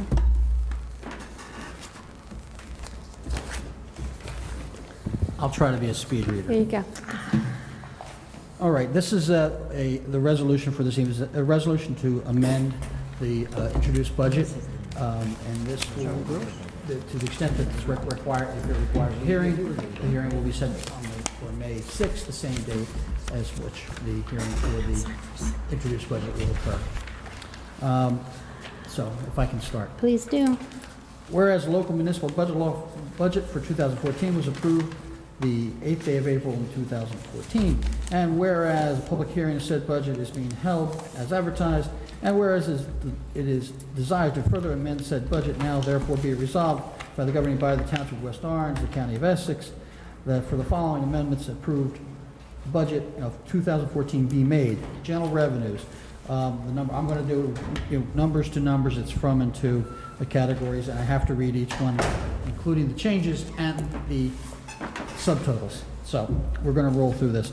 Miscellaneous revenues, Section F, special items of general revenue anticipated with prior consent, Director of Local Government Services, public and private revenues offset with appropriations. New Jersey Transportation Trust Fund acts from $200,715 to zero. Recycling tonnage grant from $52,009.07 to zero. Clean Communities Program $69,098 to zero. Municipal Alliance on Alcoholism and Drug Abuse, $59,800 to zero. Community Stewardship Incentive Grant, Forestry, $0 to $20,000. Essex County Open Space Grant from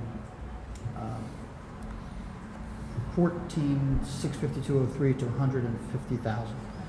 $150,000. Body Armor Replacement Fund from $86,4161 to $11,003.19. From Hazard Mitigation Grant from $0 to $375,000. Essex County Division on Aging, there's no change on that, $17,171, that should have been eliminated. Safer Grant, same thing, $659,625, there's no change. The St. Cloud Historic Preservation Survey, $24,500 to zero. EMMA Assistance Fire from $5,000 to zero. Bulletproof Vest Grant Program from $14,875 to $12,571.10. CTTEC Grant from $34,106.62 to zero. Consent of Director, Local Government Services, Public-Private Revenues, total Section F, special items of general revenues anticipated with prior consent of the Director of Local Government Services.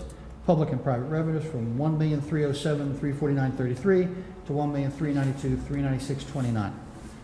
Total miscellaneous revenues from $16,286,324.02 to $16,371,470.98. Subtotal general revenues, items 1, 2, 3, and 4, $21,468,539.88 to $21,553,686.94. Total general revenues from $73,296,719.47 to $73,381,866.43. General appropriations, operations within caps, Executive and Legislative Department, Office of the Mayor and agencies, Office of the Mayor, salary and wages from $73,637.50 to $80,145.13. Total Executive and Legislative Department from $1,561,867.70 to $1,566,375.33. Department of Public Works, Division of Public Works, salary and wage from $2,882,516 to $2,894,516. Total Department of Public Works from $5,099,602 to $5,111,602. Department of Health and Welfare, garbage and trash removal contracts, other expenses from $3,224,000 to $3,199,765. Total Department of Health and Welfare, $4,477,753 to $4,457,118. Department of Recreation, Parks and Playgrounds, salary and wages from $613,475 to $622,100.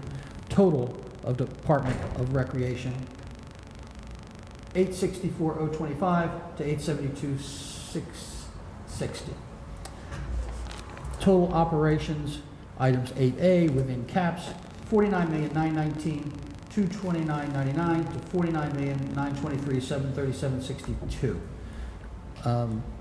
Within caps, $49,920,229.99 to $49,924,737.62.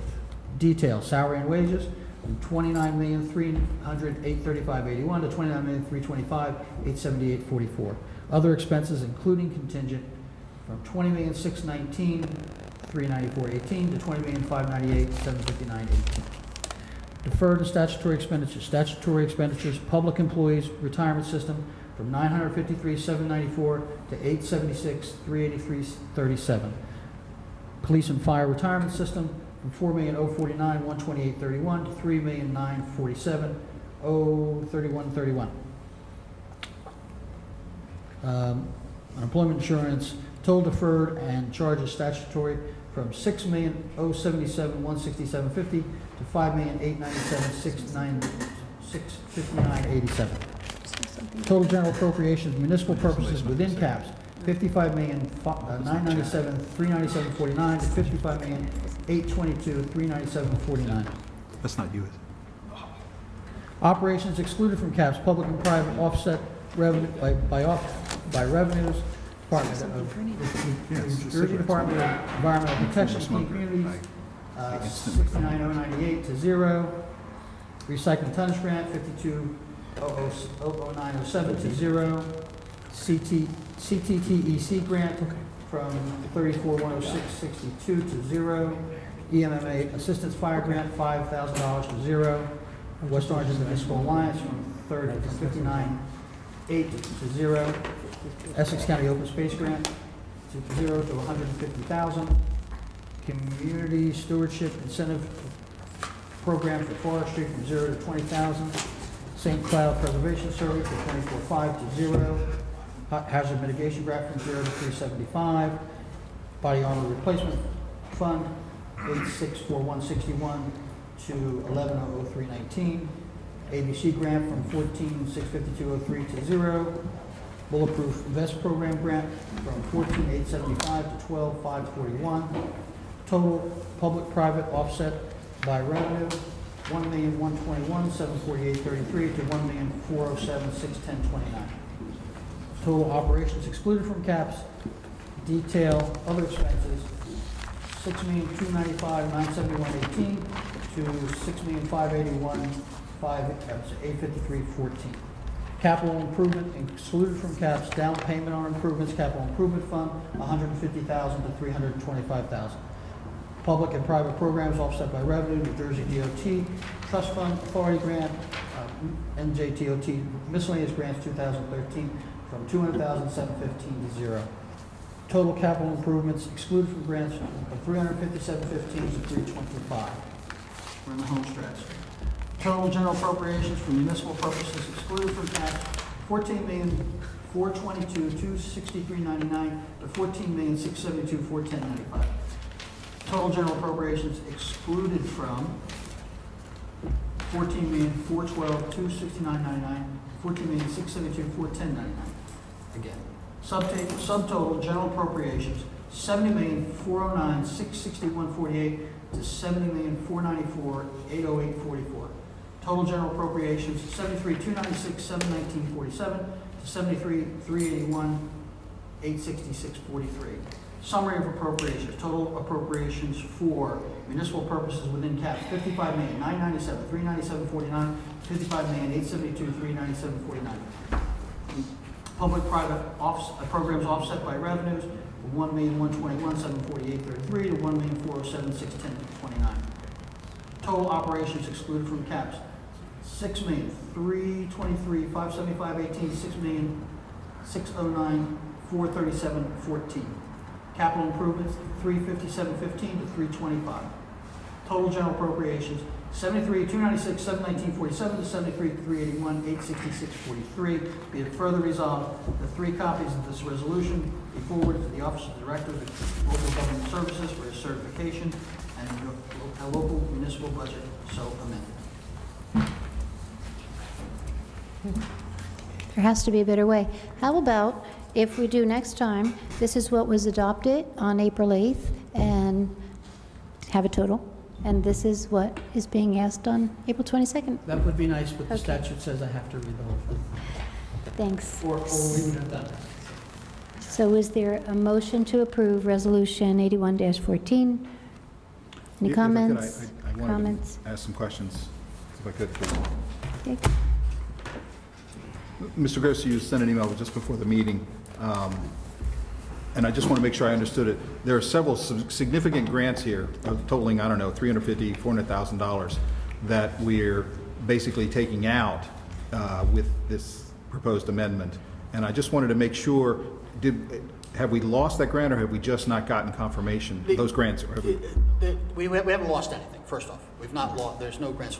In the introduction of the budget, we anticipated all grants from last year again this year. A couple of reasons. Number one, we don't know, some of them we don't know what we're getting. The other reason was that for comparison purposes, to look at what our actual spending was, since grants are equally in and out, it just made sense to preserve the space for the grant. And if you look at the actual dollar amount at this point in time, it's pretty close, a little up at about $80,000. It also, upon introduction, it was not clear, at least to me, whether we were going to be in a position to adopt early, which we have not been able to do for many, many, many years, or adopt, as we've had in the past in, August or September. It is clear now to us that we are in a position to do an early adoption. So while in past years these grants would have continued to come in July, June, July, and even August, and then in September we would then basically have all our grants for the year, and we'd adopt our budget with all of our grants. This year, since we anticipate actually adopting the budget on May 6th, or we're going to ask you to adopt the budget on May 6th, we know that there's grants that are coming in. With the DOT grants we get in the summertime, we'll use a Chapter 159 resolution to add those to the budget, because that's the process that you use. So to answer your terms of the grants, to the extent some of these grants were placeholders, they may not repeat. Some of them may likely not repeat, and we didn't anticipate that they were repeating. But from the structure, when we did the introduced budget, we just accepted everything from last year. Because if you look at it, it's the same numbers from last year for grants. So in fact, we've not lost grants. We're going to be up in grants this year. We're already up there, and we know we have, DOT grant will be several $1,000s. So I mean, several $100,000. So our grants are actually going to be up this year from last year. So I don't think the grants issue in this is really, hate to say, it's more housekeeping than anything else. Well, maybe you could just explain that, because it seems to me that if we get the grants, it goes in on both the appropriation and the revenue side. So if we don't know the numbers now and they come in different down the road, won't that change? Well, we don't spend before we get the numbers. So when we get a grant, for instance, DOT grant, we applied for certain roads, certain areas. We cannot and will not go down that road, excuse the pun, of appropriating and spending that money until we actually get it. Once we get it, then we'll come back to you with a Chapter 159 resolution, which basically is the only one of the few ways you can amend the budget once it's adopted. So, and that resolution will, in essence, put in a revenue and an expenditure. One of the things I did leave in were, for instance, grants we haven't been awarded yet where there were cash matches. I left the cash match in. Now, and that's would be adopted. Now, if we don't get those grants, obviously we won't spend the cash match. But I didn't want to be in a situation to, get a grant later on in the year and then not have the cash match available. So that's left in the budget. Okay. There was a one of the new grants, hazard mitigation grant. It's like $350,000. What's that about? That's a grant that we got for generators, electric generators for our buildings. Oh, okay. Okay. I'm not finished, sorry. All right. What's the CTTEC grant? That was a grant from last year. It was a police grant. It won't repeat. Again, since to the extent that when we formed the budget, we just repeated everything from last year. We know that's wasn't a grant that was going to repeat. Okay. Because it did disappear, but I said, okay. There were significant reductions in the statutory expenditures, the contributions that we make to the state public pensions. How did that work out? Because it's a really big number. It's a big number. The pension board ordered a review of the pension and late. I mean, usually we get our pension numbers in November, and we did. And then just recently we got a notice saying, our payments were due April 1st. They said, don't pay them because there's going to be a reduction. And so they reviewed it and saw that there was once again, and it's not the first time that it's gone down over the past few years, there was a reduction in the actual amount that we are required to pay this year. And is that specific to us? Because every time I pick up the newspaper, it seems like people are screaming that we've got all these unfunded liabilities in the future for pensions. This is our pension payments for this year. This is just so it's just specific to us. To the extent that you're hearing in the newspaper about pension system being unfunded, it is not because of any municipality, Board of Education, or any other entity isn't paying their portion. We're all 100% funded. The state is not funded in those systems. Their funds. So to the extent you're hearing about that, that is the genesis is the state's contribution. Somehow or another, miraculously this year, the state has determined that our contribution and also the state's contribution wasn't required to be as high. So. And my last question is, I have to ask this about what happened to the ABC grant. First, what is the ABC grant and why did it go away? It's another police grant, and then it's one that wasn't occurring. Wasn't reoccurring. Okay. I'm finished, except to just say I'm going to be voting against this because I don't think the budget is as lean as it should be. So, but I just wanted to get that out before the vote, and I just say yes or no. So that's all. That's all I have. Yeah, I guess the only thing that I want to add about this is that with these changes, we've maintained the amount to be raised by taxation is still the same as last year. Zero increase. Can I just ask one more question? My calculations, and it's difficult because I don't have the spreadsheet, I only have to type in one. It looked like appropriations went up about $85,000. That's right, and that's in grants. That's when I said the grants are now we're going up in grants higher, about that $85,000. But it looked like the net change. So that's going to push it up, because what happens is that last year we had 1.4 million, and now we have 1.48. That's $1.48 million in both appropriations and in revenues. That's going to push the total up. So that's, so to the extent that we're getting more grants, our total expenditures are going to go up. Now, if you look at our actual operating costs, which operating costs basically you take the grants out, because that's money other people give us. What we're actually raising ourselves, those costs are still exactly the same. Okay, so the total appropriations go up $85,000, but it doesn't really change anything. Right. Our actual operation costs that are taxpayer and fee driven, and they're all still exactly the same. Okay, thank you. Can you say that one more time, please? I can say that our operating costs are exactly the same as last year. And which will mean that there is no increase in the 2014? I'll leave that for you. Council President, Thank you. I know I'm going back on my word. I just wanted to flag this because if we do close out the budget in May, that's much earlier than we have before. And as I mentioned earlier in the meeting, I do want to take a look at the issue of how much the jitney service costs and whether there's anything we can do to reduce that impact. And also wanted to look at the cell phone costs. And I'd like to do that before we close out the budget. But I have to rely on you to give me the information, or give the council the information, and also just to advise whether, do we have a deadline to do this before we close out the budget? Well, first off, if there's any, I'm not aware of any outstanding requests for those two topics. So if you have specific things that you want about those, please, forward those to us. Okay. And we will do our best to get them to you in a timely manner. We are going to be asking you to adopt a budget in 2 weeks. Yep. So to the extent that, if there's something that you need from us or you need to get done, or about that, then, we should be about the business getting that done. Well, but to the point about the buses, that's the jitneys that you're talking about, or the cost of the jitneys. I think the bottom line to that is that we can certainly compile what the expense is to the township. But I think what you're trying to get at is, are we going to then charge the residents to use the jitney?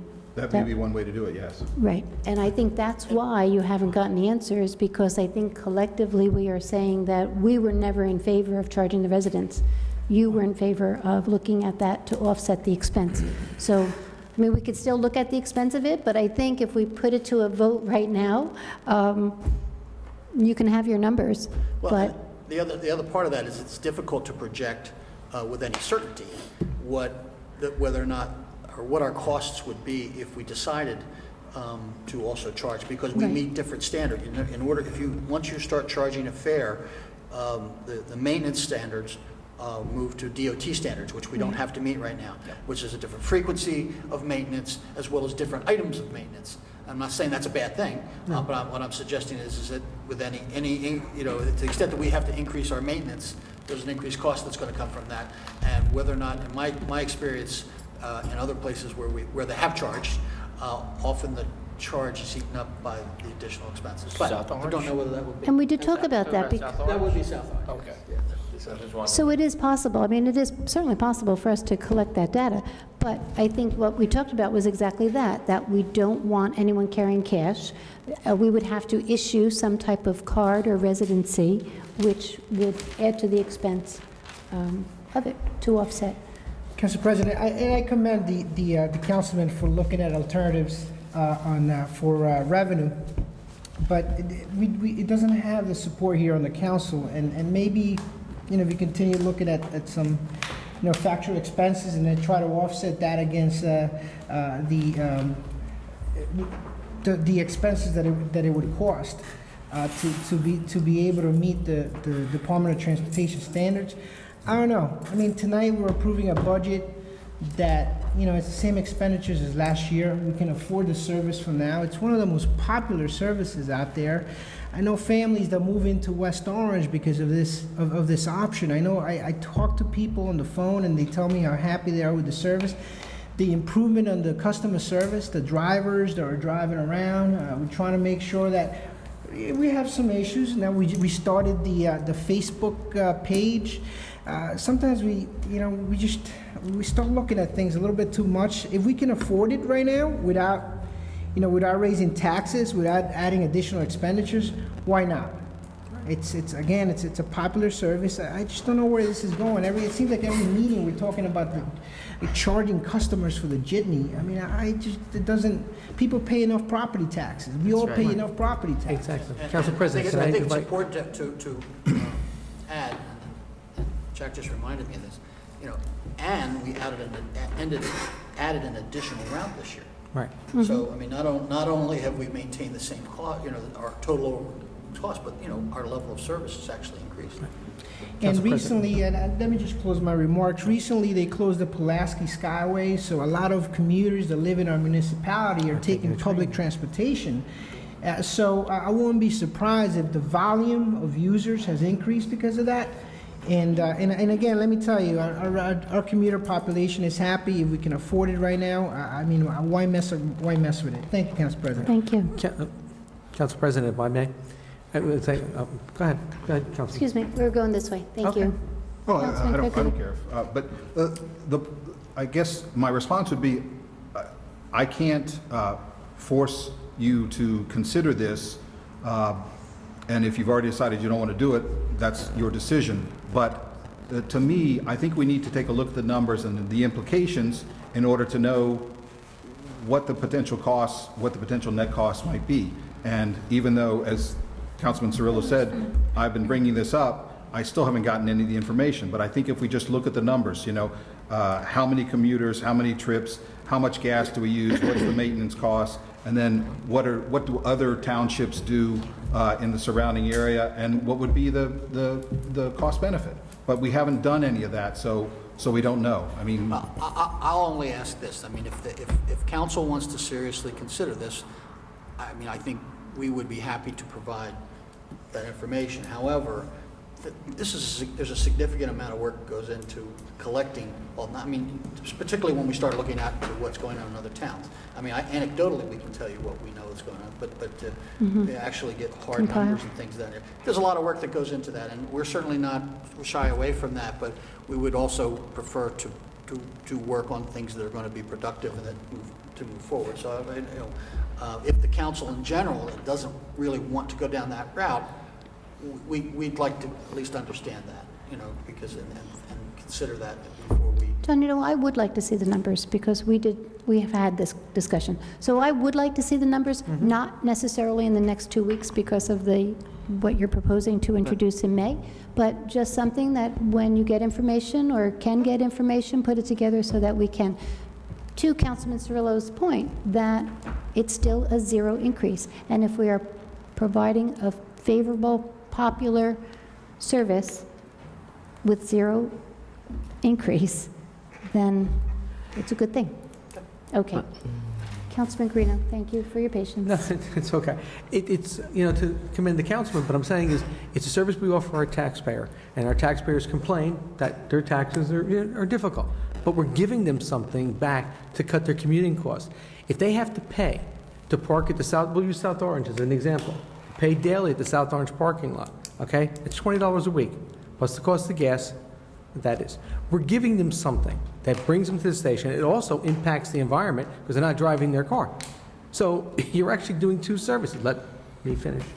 We're actually doing two services. This is what we're giving our taxpayers. We're giving them a logical service to benefit them. It helps them. It makes the community viable. It supports the community. It's a selling tool that we constantly need to show the quality of life in the township of West Orange.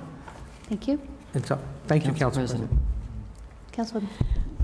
My opinion is if Councilman Krakowiak wants these numbers, and certainly you can look into it and getting that, but why make the administration go through all of this when, if the consensus of the council is, I personally think it's an amenity of the town. Our taxes are high, but it is a selling point. Everybody says that West Orange real estate is doing much better. So this is one of the things that we can say we offer. So you can't always look at dollars and cents. If we can, just like Council President said, if we can manage to come in with a 0% budget and still provide this service as an enticement for people to move into the community, and especially if and when the redevelopment gets underway. To me, it's not about dollars and cents. You know, it doesn't, not that I'm not concerned about saving dollars, but I'm more concerned about not charging residents who already do pay high taxes to live in this town. It's one of the services that we provide. So I'm not interested in seeing those numbers, because you're not going to change my mind. Thank you. Councilman. Thank you. Just very quickly, I'm not talking about ending the jitney service. All I'm saying is, let's look at the numbers and see if it's something that we do want to charge for. We have no idea what the costs are. But we don't want to charge. Please, can I just You can, but finish? that's Thank you. the Thank you. consensus. And I respect your opinion, but I would like to look at the numbers. And And that's, okay. So John, you have a little pet project? so does There you go. council president. So I think that's, That's fine. thank you. All right. It's not of an urgent nature. Not to beat a dead horse, Council President, if I may, but, okay, so how are we going to quantify the effect that it has on the real estate market? How are we going to quantify the effect that it has on property values? How are we going to quantify tax appeals? I mean, and you hit the nail on the head. I mean, these services have additional benefits that are not quantifiable. You can't get caught up in numbers all the time. I mean, there's other issues. Last council meeting, we're talking about a tax base. We're talking about a tax rateables and how that is different than increasing property tax. Well, these are the things that maintain the tax base and keep our property values, our property increases down. So until you can show me how you can quantify these additional benefits, then I'll look at it. Thank you, Council President. Thank you. We'll add that to the list, won't we, Mr. Gross? I'm going to remind everyone there's a motion on the table to introduce this resolution. So is there a second? Second. Thank you. Councilman Cirillo. Yes. Councilman Guarino. Yes. Councilman Krokoviac. No. Councilwoman Spango. Yes. Yes. And Council President McCarthy. Yes. Okay, the resolution has been adopted. Okay. Now can we adjourn? Okay. Anything else? And again, I'm just going to make that statement again. If anyone has any great ideas, good ideas you would like to bring to our attention, council@westorange.org. We are accessible and would like to hear from you. Thank you and good night. And a happy Earth Day. Do we not have to make a motion?